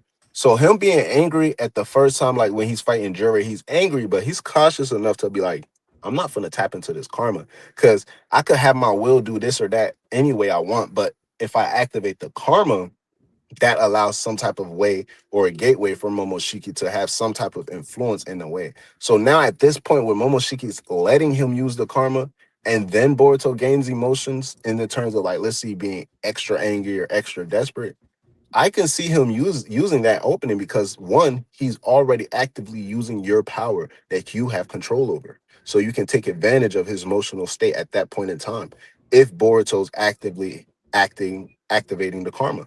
But see, I think you're forgetting that when Boruto's emotional state is low, you don't need the excuse me. You don't need the karma. Momoshiki doesn't need him to activate the karma to take over. That was just how the situation worked right now. So, like for example, before Boruto made the deal, because of his mental state, Momoshiki could not tap into Boruto in base at all. The only time he could do it is because of karma, and that was regardless of mental state. If base Boruto is now going through the emotional turmoil, Momoshiki can just activate that karma for him and just take over like this. It's literally chapter 80 in part 1. Boruto did not activate the karma. Momoshiki did. Boruto's fighting against it. He tells him, Momoshiki, if you dare hurt my friends, I'll never forgive you. But that's the thing. That's the contradiction right there, because are you telling me that there's no point in time in the last 3 years? Because it's no right or wrong answer here. But are you telling me in the last 3 years, there's no point in time where everything that Boruto went through, from being hunted down, losing Sasuke, being hunted, and then finding Koji, and then going through all that, and then up until chapter 36, fighting Jura, the Mamushi clones, everything he went through, there's no point in time Momoshiki saw an opening to take over, or there was no point in time where Boruto lost his composure enough to allow Momoshiki to take over. Well, we know for the first year, dude's smiling. Dude's fine. Sure, the world's after him, but he has his sensei. So he's still cracking jokes. He's Yeah. still fine. So we have that. Then we have the code fight. We know in the code fight, at some point, he tried using the karma. That was Momoshiki's opening karma-wise. Either Boruto cut it off really quick, or he forced it to shut off. But that happened. So that was his first chance. Then we have Sasuke's inspirational speech. He tells him to survive at all costs. He's looking at his master. He's getting this mission that he can't afford to despair. He needs to get a lot stronger and honor his master's wishes. So that kind of fortifies his mental state. So we have that. Then for the next couple of months, he's just avoiding ninjas until he gets saved by Koji. Koji's telling him the future. Boruto gets hope again. He smiles. He literally says, I will return the Uzumaki family. And he goes through his training. So there isn't really enough time for that generational despair, because if Sasuke couldn't, if Sasuke's speech, Koji literally just told him, "You're gonna die in 90% of the future, bro. Like I see you dying to this guy." but see, Jiraiya." here's the thing. Like before he It's even knows who Jiraiya is. But the problem is, it's a savior complex. Now, Boruto's fine if he dies. He's not fine if anyone else dies. It's the same thing with Naruto. It's the same thing with almost any shonen protagonist. They're not going to despair for the most part if they need to die. They're going to risk it. Boruto even learned this lesson in part 1, where he tells Sasuke, I am a ninja. I will die for the village if need be. I'm not a kid anymore. I'm a full-fledged shinobi. So him hearing he's going to die isn't going to make a difference, because he's already risking his life day in and day out with a high chance of dying. That's his own life is different compared to someone like Himawari's or Sarada's. That's the issue. Death, but the thing is, it's not the same, because his death equals the death of everyone else. But see, So here's the issue. He can't die. Once he meets Koji, he understands that he literally cannot die. But see, he's still willing to take that risk. Konohamaru. Remember him? The issue is, he's, as long as it's only his life in danger for the most part, because we got to remember, if he dies, he can still choose to believe that Koji can finesse something up, or he can still choose to believe Kawaki will do something up. Boruto. So that's the thing. So then basically his mental fortitude hasn't been able to be broken or lowered to the point up until this point, up until chapter 36. You don't believe none of these events were enough to trigger that. 100%. But here's why the Sarada situation would trigger it. Because now he failed his sensei. And it goes full circle. He told Sarada to keep hope, but now because he lost the markers, now because he's being told that's going to fail, now that he goes to save her and he has no access to her anymore, it's a double pummel. He lost his biggest supporter. Sarada is the reason why he can even do this, because he's the one who sent Sasuke to him. Sasuke only trusted him because of Sarada. Sasuke's final words when Boruto failed, when he couldn't cut it as a ninja, when he couldn't cut it as a student and let Sasuke sacrifice himself for him, Sasuke's final words were, protect my daughter. Now he can't even do that. That's gone. He doesn't know if he can even get Sarada back, and his whole plan failed. His world is crashing down on him. I feel like that's enough to finally give Momoshiki leeway to be able to take over. Because that's something... I don't believe we're gonna open the chapter and Boruto is literally gonna just stay there within the village, bro. Because the situation, like it's that serious, bro. Because Sarada has this much weight and she plays this much a part in the situation that Boruto didn't even ask her to do. He bears that responsibility. So in the heat of the moment, she is not dead simply because Code now taking her away and the pins are that, like, Boruto is the type to make the impossible possible. So I'm not saying something is gonna work, but in this very point in time, in this moment, he's gonna take action. He's gonna try to figure something out, because he's like, I'm not letting this sit how it is. We're gonna fix it. I need to fix it. Koji, we're gonna have to fix it. Show me how I can fix it right now. And I'm not listening to your answer if I don't like it. Like that's the type of mindset he's gonna be in. But here's the question though. What did Koji mean by saying you will cut off? That's the issue. If it's as simple as Boruto going to the scene of the crime and then coming back, why is Koji so freaked out? Why is he insinuating Not something's gonna going happen like to simply Boruto? going back. Like I said, figuring something out. Like it's not crazy to assume he's gonna try to go somewhere or try to figure out if his pins are somewhere, like sense something or try to do, like I think Koji could have been telling him you're going to ruin everything by trying to go and find Sarada or find Code, and it's not going to work out. You're going to walk into their trap somehow, somewhere. You're going to walk into their trap. I feel like that's along the lines of the things he was going to tell Boruto, because right now Boruto is acting rash, so he didn't even let him finish his sentence. First thing he did was go to the last place that Sarada was obviously at. Now that he figures there's nothing he could do beyond that point, he has to think about his next steps beyond what to do next, where to go. What can Code possibly be doing? Taking her. Is it possible he would take her to the Ten Tails? Not likely. Maybe I should go there and check out. Is there possibility that somehow, some way, I don't know. It's like he's thinking he's spitball at this point, like internally, headcanon wise, he'd be spitballing of figuring out what he can do. And that rashness and that mindset is something that Koji sees would eventually lead to like Momoshiki or Borushiki taking over. But see, I Because feel if like he we're comes, forgetting. because if he comes into like currently, let's say he does do something crazy, right? And it's on Boruto's own actions, no matter what he does, flying Raijin, dimension hopping, or uses for the first time because he has Momoshiki's permission, he activates the karma and opens up a space-time portal and tries to do that. And he tries to track wherever Code went with his chakra. And he comes across Jura. Like at that point, yo, Momo, big Momo, take over, my guy. Like it's you. It's you right now. Like, I don't know. But I see, don't here's the know. problem. Boruto knows exactly what Code's plan was. All he knows now is that it failed. Because he knows he's gonna take Sarada hostage. He knows he's gonna give her to the Divine Trees.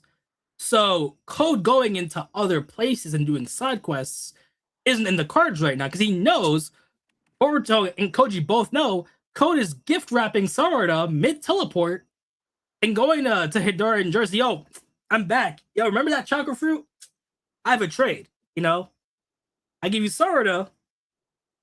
You can now coax Boruto into getting himself offed to keep Sarada alive. That's the So Momoshiki window right there. So, like, if he opens a portal and decides, like, I can't fly in Raijin there, but maybe I can use the karma to open a portal and track Code and Sarada's chakra and see where they're going. Like, maybe it's not that crazy because Momoshiki can do that with ease. We saw that when he was about to take Kawaki the first time. He was like, he opened a portal. He's like, I'm gonna take you to the Ten Tails dimension, and he just opened a portal supposedly to that dimension. He was like, and this is what we're gonna do, you know. So it's like maybe Boruto attempts to open a portal on his own because there's nothing he can do with his flying Raijin jutsu that will work. It's unorthodox and it's not logical thinking, which I think would be part of the point into him trying. But like you said, it's not logical thinking for him to try to go to the Ten Tails dimension because that's not what Code will go. But it's like when you fuck up, sometimes you start doing crazy things before you eventually get your head straight in order to fix the problem, you know? I feel Yeah, like for facts. that to happen, are we insinuating this still happens in the village? Because that's the issue. If Momoshiki's showing up in the village, That's what I'm saying. I don't think it's the village unless Jura himself comes there. because I don't believe. We know Jura is gonna be in the village at some point. Or I don't believe it's in the village unless Jura himself is there, or Kawaki sees Boruto actively using the karma, and thus for like it would be maybe Boruto's actually trying to do this portal thing, and he's like, "Yo, what's going on? You said no karma. You said," and then Kawaki, no words, all action, and he goes full on horn mode, and then that invokes it. Maybe that can be the case. I can see that happening in the village, but like solely off the strength of this Sarada issue, I don't believe that's the case. I don't know. It's just Koji is just getting me freaked out because if it was a simple misunderstanding or if it was a simple issue like that. That's what I'm saying. This could lead to any future. So him reacting to this could lead to him doing some dumb stuff within the village, which is what Koji could have been trying to stop. Not necessarily more so like him giving in, but I think, long story short, I believe it's gonna be on Boruto's actions. He's gonna do something that ultimately leads to it, and that's what Mhm. Koji is trying to stop him from doing, as opposed to him just giving in and allowing Momoshiki to take over in the middle of the village. Do you think he caused some type of singularity, like trusting in Kawaki too much? He is a singularity. That's why I'm saying if Kawaki sees him next chapter using the Karma Seal, then that's all within rights of us seeing why Kawaki has the Karma V2 in some of these visions. And then we end up seeing also Borushiki right next to him. So it's like, that makes sense. Because Kawaki wouldn't trust anything a Karma 1 Boruto has to say, even if Mhm. Boruto is talking in his regular voice. Because he's Yeah, never seen Boruto with the Karma for over 3 years now, almost three yeah, years now. And on top of that, he's never seen Boruto with the Byakugan other than the time when him and Momoshiki both took turns using the body at the same time. So it's like he sees that. He's the safest thing he's gonna do is activate his karma and dojutsu and horn and Mhm. point his karma blast at Boruto and like, what's going on? And He he might can't. not like what Boruto has to say. He can't take Boruto, so it don't Yeah. matter. So if it comes to like Kawaki's action, we're like, oh, Boruto's in the village and he's scoping out the area where Code and them was just at, and he realized it's just a messed up situation. He starts freaking out and he's like, I need to figure out what I can do. Somehow, some way, he activating his karma and he's trying to use it or do something. And Mhm. Kawaki comes across him at that point in time, because Kawaki would then sense him. At some point, maybe Boruto stops masking his chakra. Maybe he wasn't masking his chakra when he first flying Raijin because he wasn't thinking about it, right? Right. And Kawaki senses that and he goes to the area and then he sees a karma Boruto. And this entire time, Boruto's been masking his chakra, and Kawaki only sensed the Otsutsuki presence, but now he's sensing the full thing. And he hasn't seen Boruto with the karma. Maybe it was just too much for him to. We know Kawaki's not that bright, so who cares how he sensed the difference? He But maybe he didn't hasn't. sense any. He didn't sense any difference in Boruto's power throughout the village. So he has no idea that he's actively using the karma seal. So once he sees that, I think it's within all rights to assume he's gonna take extreme or close to, at the very least, extreme measures. He didn't see him when. Sorry, No, he didn't. my bad, Yeah, my bad. My water went down the wrong pipe, but he didn't see him when damn, lost my train of thought. no, So he didn't see Boruto with the karma what? seal. Oh no, okay. Thank you But for also, bringing it back up. No, no, hold on, real quick. He didn't see him with the karma suit. Are you sure? Didn't they fight head to head? Karma suit. that was I'm part one. saying in TBV. Hmm? I'm saying in TBV, no, he never seen, because Boruto only used it in the Mamushi fight, and he didn't see Boruto face to face in that fight until the end. And then he have his karma suit or no? You know, he He didn't have it turned active. off. Yeah, the Oh, only time he saw Boruto's karma seal is when he lost control and flew away from him, like chapter 10 or something. Yeah, that was the last time he seen it. But well, what also, would it be the significance of the karma suit? Like, why would I draw a concern for Kawaki? You think he made Because of the last mistakes? conversation him and Boruto had. Boruto was like, I haven't, the last time I tried to use the karma was 2 years ago. I felt this Oh, weird thing, and Momoshiki's been quiet ever since. And Kawaki basically summed up all of that. He was like, so it's worse than before. That's literally what Kawaki said. So it's worse than before. So if the I next time mean, Kawaki sees this man, he has the karma, he's gonna be like, something's happening. You didn't tell me about no deal. I don't know what the heck you're talking about. You could be Momoshiki for all I care. Karma blast. Yeah, whatever. So it's like that's within logical thinking. But as far as like, I don't know, like I okay, can't but say any other scenario. I would imagine him going full Borushiki mode in the middle of the village. Uchiha, question: do you think this could potentially be Boruto in control? No, because his left eye is closed. Yes. So I feel like if if he's entering V2 and his eyes closed, then and he's potentially facing off Kawaki, then it has to be like a situation where Momoshiki's fully in control because we have his eye being closed, and every time we've seen his eye closed, Yeah, it's been Momoshiki.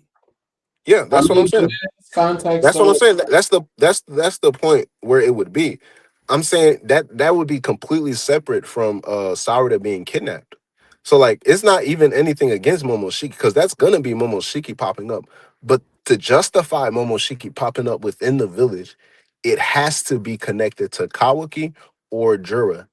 It can't be the so Sarada are you situation. guys saying that the Boruto that was fighting against Momoshi when he was in Karmasil mode, are you saying that's Momoshiki taking over? Like, hold on, maybe I'm a little confused. No, no, What do you no, mean? no, no, no, no. What we're saying is basically in the future panels, we know is Momoshiki is gonna pop up. So the way it's alluding to is as if it's within the village. So what would be the reason for Momoshiki popping up in the village within the next chapter? So that's where it's like you would have to find something to justify that, not just the fact that Boruto popped up now that and he was a second too late because Cole got Sarada through the dimension. That's not enough for him to just like fall on his knees and be like, fudge, give up, and then we see his karma spread. Maybe it is, I but mean, if we think about it, Naruto had a whole ass panic attack when he thought Sasuke was gonna die to the cloud, or that when he thought he couldn't do anything. So, for all we know, Boruto could be having a panic attack right about now. that's I don't know, I mean, man. Because I his feel like dad was. his confidence in her strength at least gives her the benefit of the doubt to know she's not about to die instantly. At the very least, Sarada's gonna put up a fight wherever she goes. So my current priority and the first thing on my mind, the only thing on my mind right now is how to get to Sarada.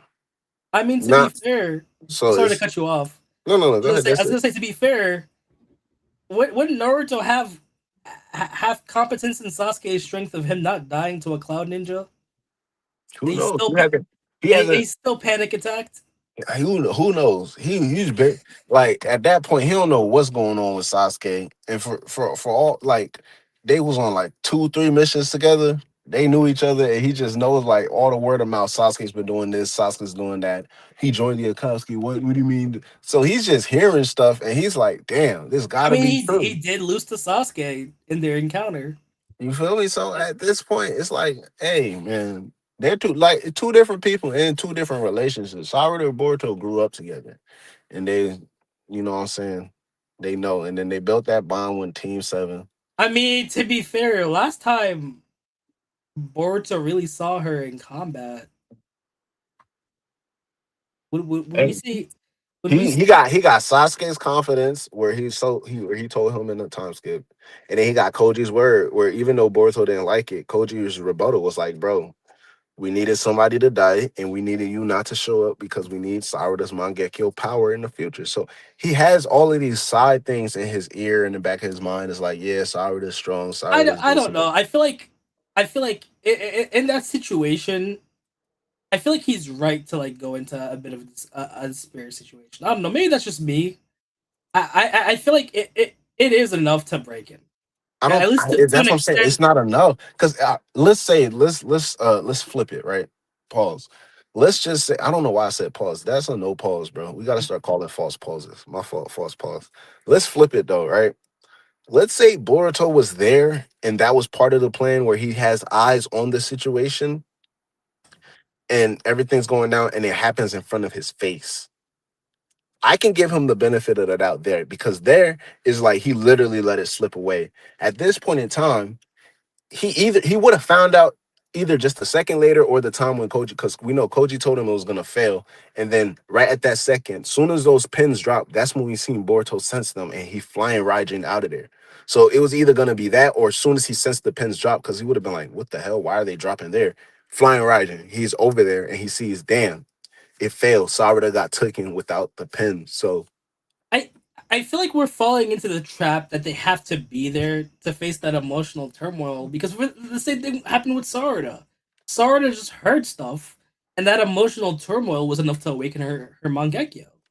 That's the So, thing though. But you have to like staying within verse. You have to treat these characters delicate to their own personality. Like that works for Sarada's character, for her to hear that and to still react that way, as opposed to Boruto. Like it, not just generalizing, like for him to hear bad news or to do that. Because even generalizing, Boruto hears bad news. His first thing is to go against it and see it for his own eyes. So regardless, he's gonna go confirm for himself. That's his character, but see, I feel right? like I feel like we can't make Boruto this infallible person because it feels like Ikamoto has been building up to that decline. That at some point, Boruto's gonna step. I mean, you know what? I'm gonna use Spider-Man as an example. Yo, spoiler alert! Small spoiler, but if you don't want to hear about it, just mute for like 2 minutes. Peter Parker. He's been doing Spider-Man full time and neglecting Peter Parker. That his whole power set was going out of whack. That he needed to accept himself. So like, it's not far fetched to like have Boruto just collapse under his failure. We know he's not feeling the best. We know he's trying to keep the world on his shoulder. If he thinks he failed his master, that invalidates Sasuke's sacrifice. That causes a whole domino effect to where it doesn't need to be something big, but it's enough for Momoshiki to take advantage of it. And we've seen it before. Like I said, chapter 80. But you don't. But I'm saying though, like in this moment, he has to do something. Like it's not enough for him to give up right there on the ground. Like at the very least, go back to Koji and say like we need to like have Koji tell you something that you don't want to hear, and that can be his breaking point. Maybe but then he can understand his failure. But like in this moment, Boruto's gonna try to do something, but and I feel see, like that something is gonna be rash. here's the situation. It's not up to Boruto potentially. Same thing with Naruto. Naruto did not want to go into Nine Tails State and potentially kill a bunch of people. His emotions snapped and it caused a domino effect. Same thing with Boruto. Boruto heard omnipotence. He didn't instantly give up. He still wanted to figure things out. But what was happening? Momoshiki was taking control regardless of if he wanted to give up or not because his mental state was fractured. Just like how Naruto was susceptible to Kurama by his emotional state and the seal, Boruto is susceptible. If he's not 100% mentally, even if Boruto wants to go back to Kashin Koji and think about it rational, humans are irrational creatures. If he feels this dread and he feels this pain of failing again, regardless of what Boruto wants, if it's enough for Momoshiki to take advantage of, Momoshiki's going to take advantage of. So you think it should be like a tug of war? Yes. So Yes, there would exactly. have to be dialogue in this situation. So he's gonna have an internal mental like battle, not like an actual battle, but like a mental battle with Momoshiki. But see, it could go either way because we know for a fact that tug of wars aren't always even. Pretty much, it could be something that's instant. Naruto had situations where Kurama instantly took him over. A, Hinata. B, when he actually did the tug of war. Sure, he held on for a bit, but if it wasn't for Kushina, Kurama was going to be one and done relatively quick. So it's not shading on the characters giving up. The characters aren't giving up.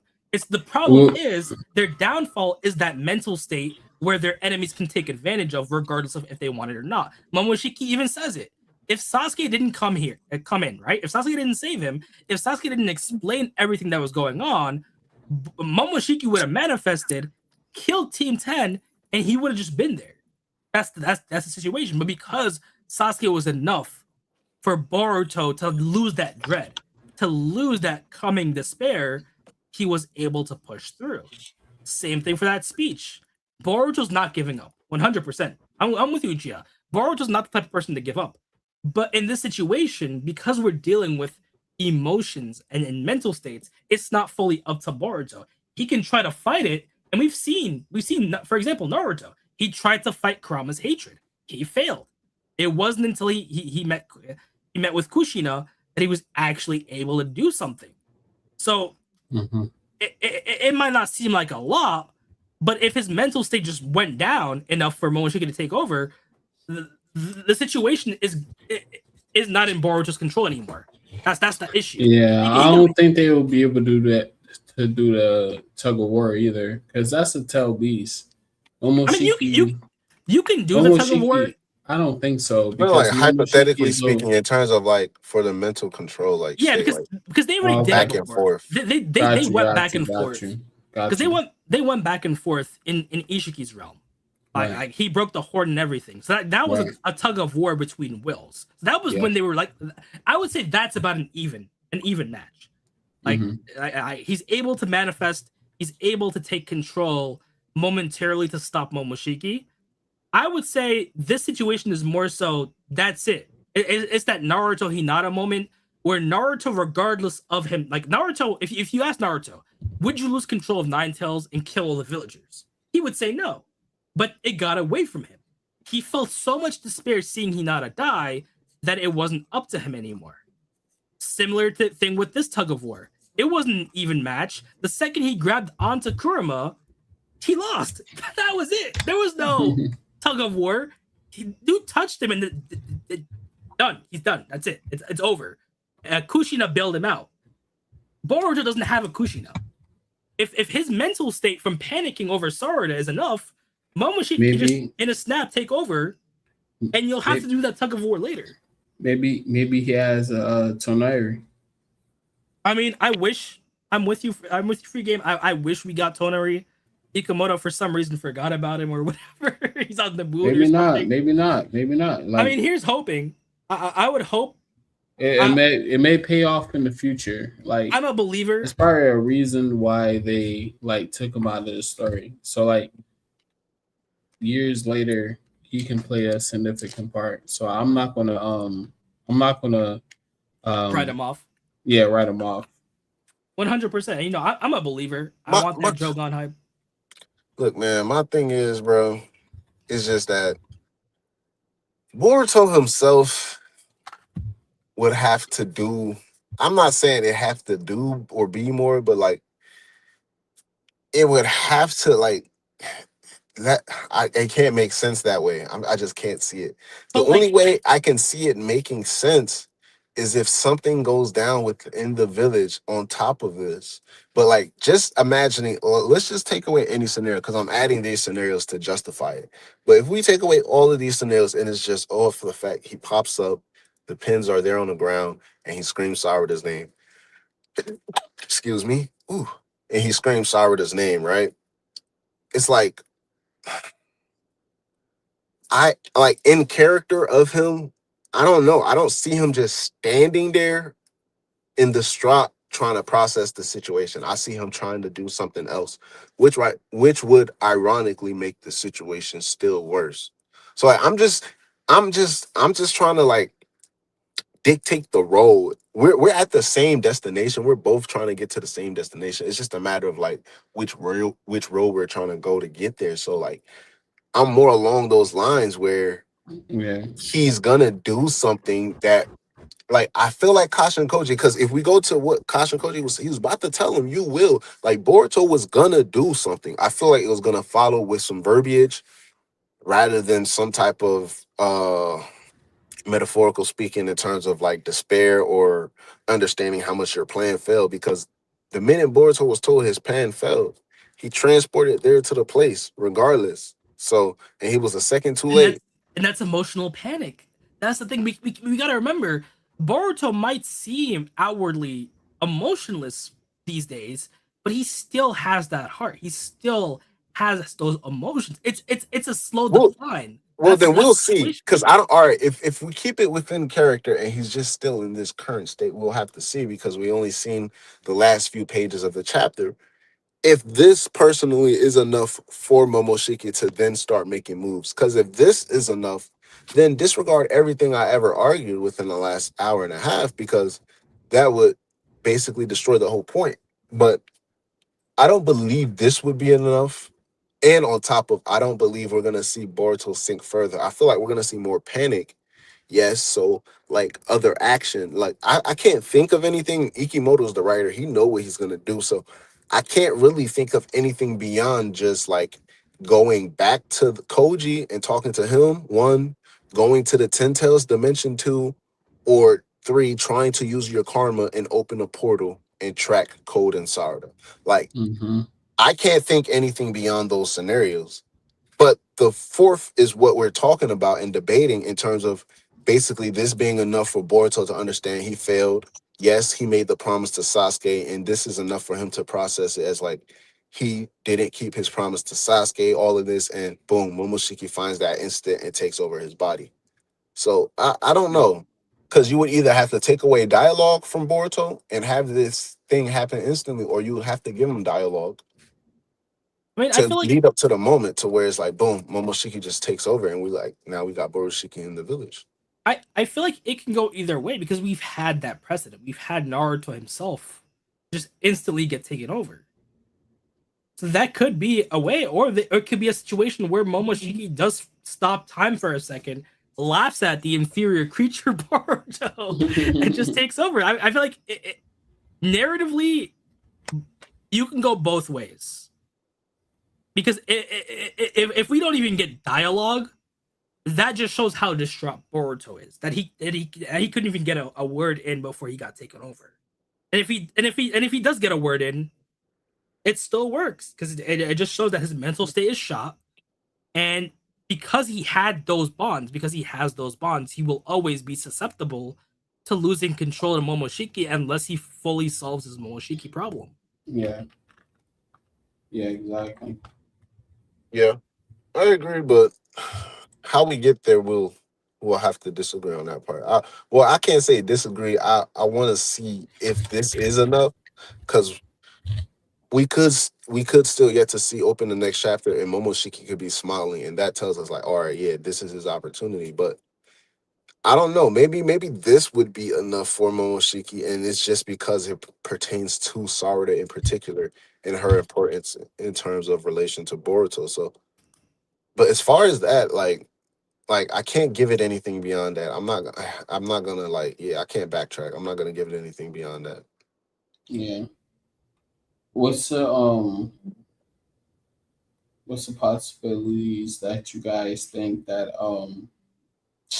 fuck what I was gonna say? Never mind. I'll come back to it. I'll remember. See me a chance. Bro done saw too many futures.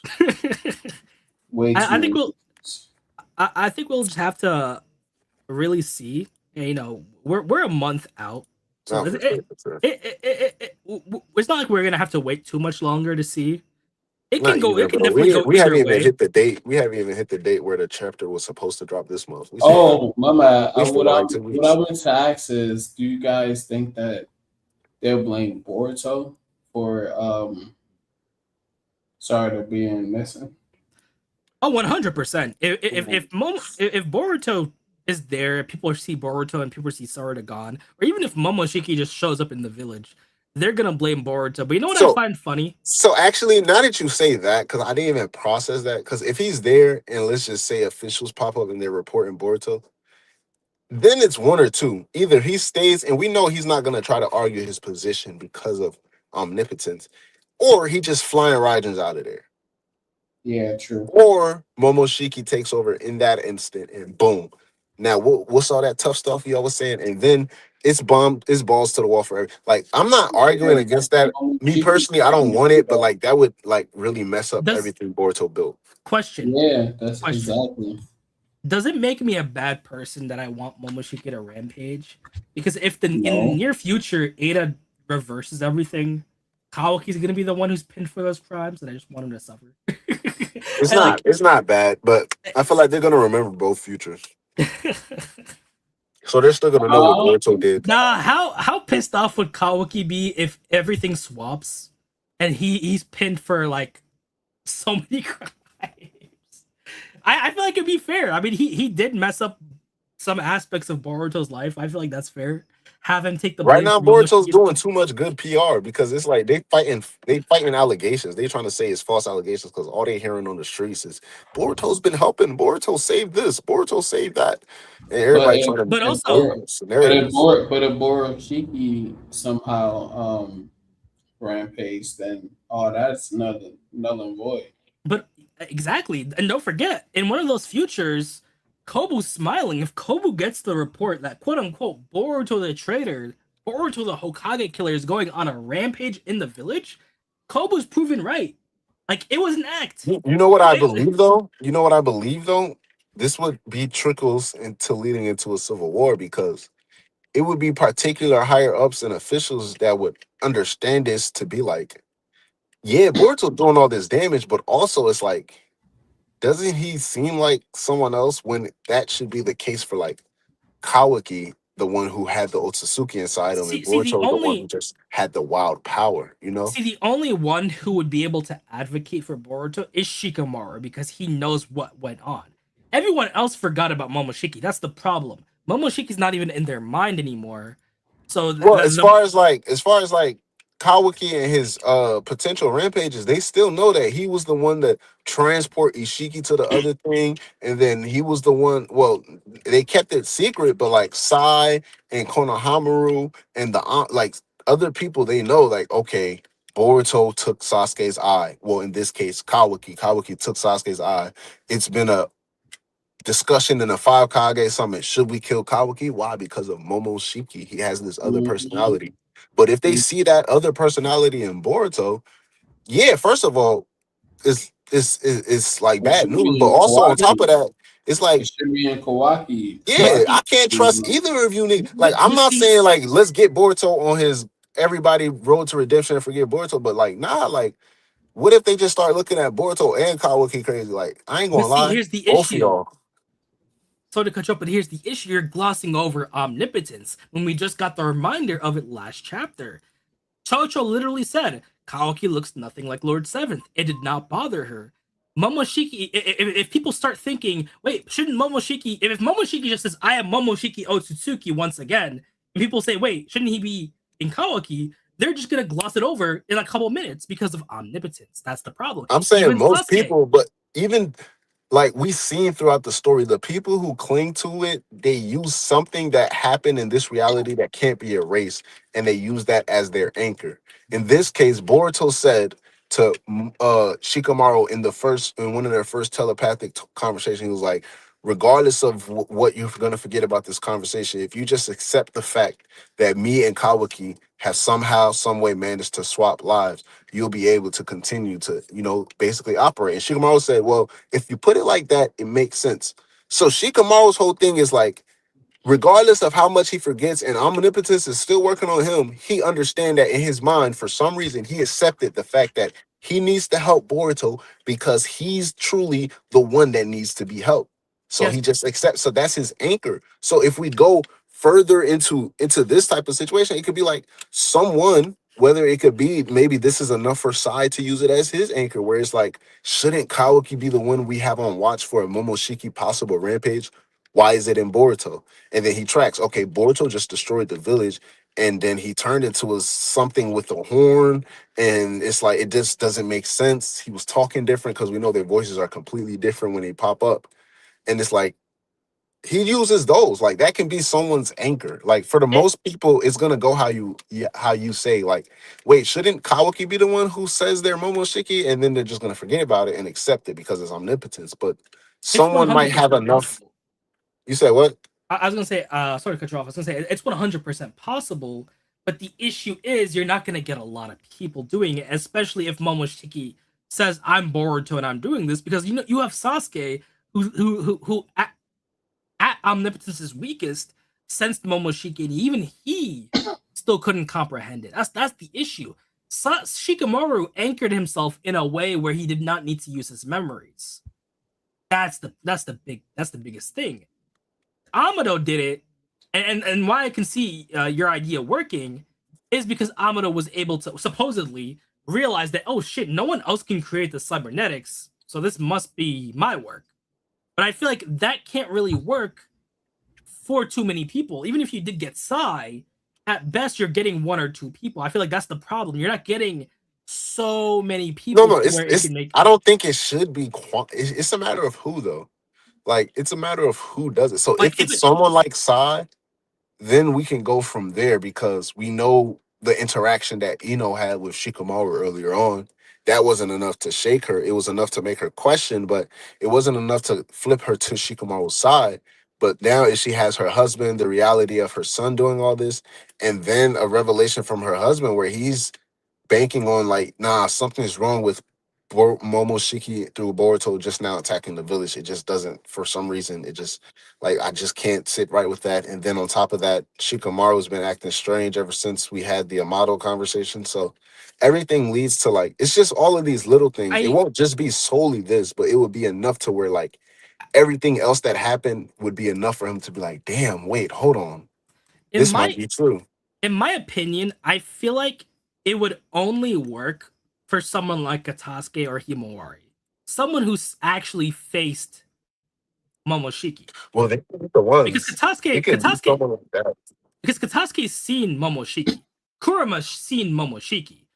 Kurama's gonna know Momoshiki. If Kurama's affected, that's one thing. But if he sees Momoshiki, he's gonna know that's Momoshiki. If he's not affected, even better. He can explain everything to Himawari once Momoshiki appears. We still even got to get to that. Is Yeah, Kurama affected or not? Like, damn. But for like the regular people, I feel like it would only really work for Katasuke because we gotta remember, no one seen Momoshiki possess Boruto. No one's really seen Momoshiki up close to even in the Chunin exams, so you don't have a point of reference. That's the problem. If we take Amado off face value, he has a point of reference. His data, his ninja tools. If Katasuke's seen Momoshiki, he's also been in depth with Boruto. So if he sees that happen, he might get that spider sense that, oh shit, this is Momoshiki. But for the others, that's what I'm worried about because, like you said, anchors. Who has a personal anchor to Momoshiki? Like, they've seen Kawaki's personality. In their mind, Boruto is acting way different compared to how he was acting 3 years ago. If he does a personality switch, I wouldn't look too much into it. You need a personal anchor. I only see that right now for Katasuke, especially because he's been missing in the story for right now, and Kurama, and by proxy Himawari. I feel like Sai did have a name drop before on Momoshiki, like, oh yeah, Momoshiki can't take over, so maybe. But I feel like Sai just doesn't have that personal connection because he's never seen Momoshiki. He's never heard Momoshiki.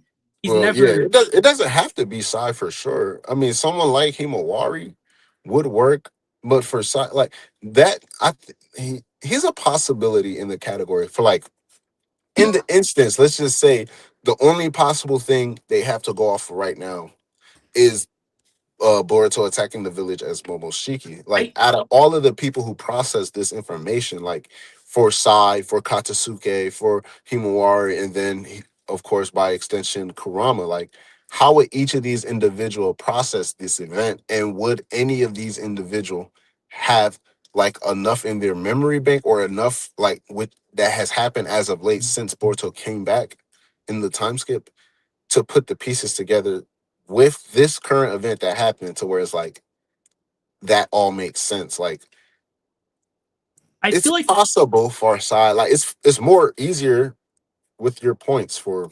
someone like Katasuke because of the fact that he has up close personal reference to go off of, and then Himawari because of Kurama, so that makes sense. But like with someone like Sai, it might play into his ninja trickery or like his intelligence, IQ, or ability to assess situations and things like that. Like, if the possibility is there. But I feel like we're forgetting that Sai kind of already has this anchor being. It just hasn't been fully formed because we got to remember, Sai is gonna believe in his son Inojin. When Sai saw Inojin was committing war crimes, he covered for Inojin. Who has Inojin been in contact with for the last few chapters? Koji. If Boruto's going on a rampage, Inojin can just literally ask Koji. If Koji tells him that that's not Boruto, that's Sai's anchor point. If Inojin is still working with Boruto post Momoshiki, Sai doesn't need to start thinking about Momoshiki. He can just go the Sasuke route. My son trusts you, I will trust you. So I feel like Sai is already covered. Shikamaru is covered. The Momoshiki situation has to be a situation where people, in my opinion, close to Boruto have to start waking up. Like you said, it's been years since Kurama came back. We still don't even know if he's immune. We don't know if he's affected, immune, or whatever. This is the perfect shot with Momoshiki. If Himawari is there, if Kurama's not affected, he has no choice but to spill everything now. If he's affected, he's gonna start thinking, wait, that's Momoshiki. We fought him. That means by proxy, that has to be Boruto. Same thing with Katasuke. I feel like it has to be new. We have to have new beings who are anchoring themselves in the Momoshiki situation, because Sai is already there. He's there by proxy of Inojin. He doesn't need that push because Koji can take care of Inojin, and Inojin by proxy can take care of Sai. Right. True. Yeah. I mean, I still, it still falls within the possibility of one of them, but Sai has enough already. So I agree. I already think it's gonna lie with like Inoja, and that's just easy to find out. But just sticking with with Momoshiki attacking the village right now through Boruto, it's just aside from that, it would just cause, I don't know, it would just cause too much. I feel like it's the cost to get Shikamaru out. If the majority of the villagers are proving quote unquote right on Boruto, it doesn't matter if we gain one or two more people on Boruto's side, or if we keep the people that are already kind of leaning toward Boruto on Boruto's side. If the no-named dozens of Jonin see Boruto on a rampage, if Kobu hears Boruto's on a rampage, Kobu's proving correctly. There's no amount of Shikamaru explaining that can change that. Fuck it, bro. Let Momoshiki run rampant, man. We ain't fixing nothing to Omnipotence reverse all of this. So yeah, that's the issue, because Momoshiki can't. Sorry to cut you off, but Momoshiki can't be this big fix where he gets enough of an audience that you cause that civil war. I think you get those high members. Like for example, Sakura has an anchor being. It's Sarada. She's already in, regardless of what happens. Sarada brought her in. Same thing with Sai. He's getting brought in.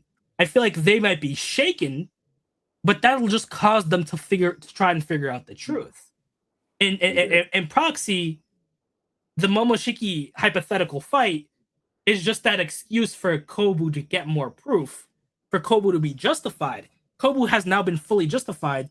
There's no way Sai can walk it back. There's no way Shikamaru can walk it back. They can't say we're working with Boruto as a lesser of two evils. This man, quote unquote, rampaged the village. You can't explain about Momoshiki because the regular masses. The timing is just bad. And even if without the timing, most people will just disregard it like everyone else through Omnipotence. Maybe you get one or two people that start questioning it, but Omnipotence is still this big thing that's just in the air.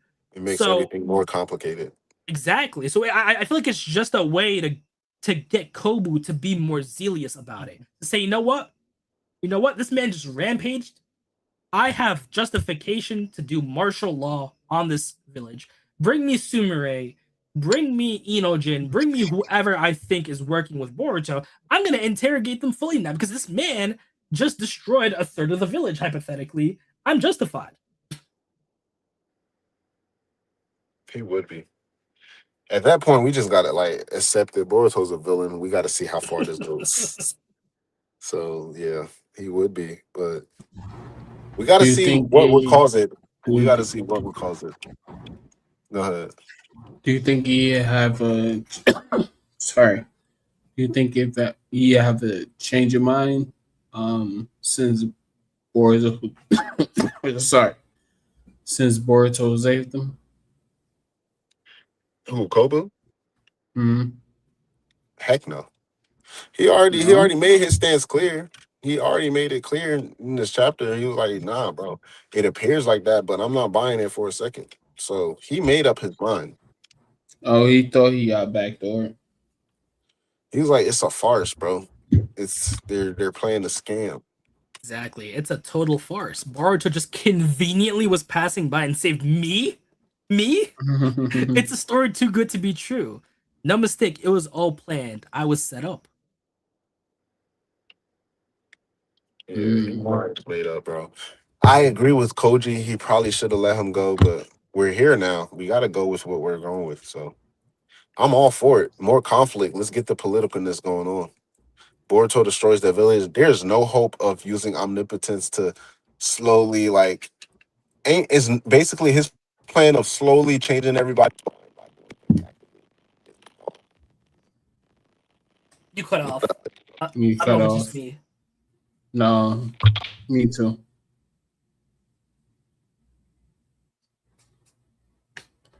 Uh, what was you saying? Take it back on. No, Hold you on. muffled. All right, you can hear me? Yeah. Yeah, my fault. I had cut off for a second. But nah, yeah, I was just damn. I don't even know what I was saying. What was I saying? Something about Momoshiki. You remember? You said Koji was right. Like should have killed Kobu, Oh yeah, but yeah. He should have killed Kobe because once this Momoshiki stuff pops off, you already know he's gonna keep that in his back pocket for like the main reason why he shouldn't trust Shikamaru. Shikamaru's gonna get fired, and yeah, Koji probably should have offed him. He should have let him get off. But hey, we already and here, to so be fair, on my guy Kobu, he's just doing his job. The real enemy yeah, is the criminal mastermind of I Kawaki. would be. So at the end We of the did see day, it in a flashback with him eating with Jura. Yeah, I mean, it's no hard feelings. He's definitely doing his job, but the reality of the situation is, my guy, you need to die. You gotta go. I'm sorry. It's like, yeah, no hostility unless you want to, like, under omnipotence, maybe, but like, I know, yeah, bro, you trying to ride for Naruto. We all want to do the same thing to Kawaki, but right now you got the wrong guy and you're just messing everything up. So you gotta go. And there's no explaining it to you.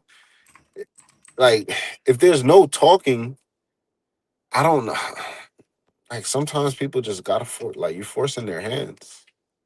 And Boruto's trying to play the hard way, and now he's about to find out the repercussions of letting Kobu live. So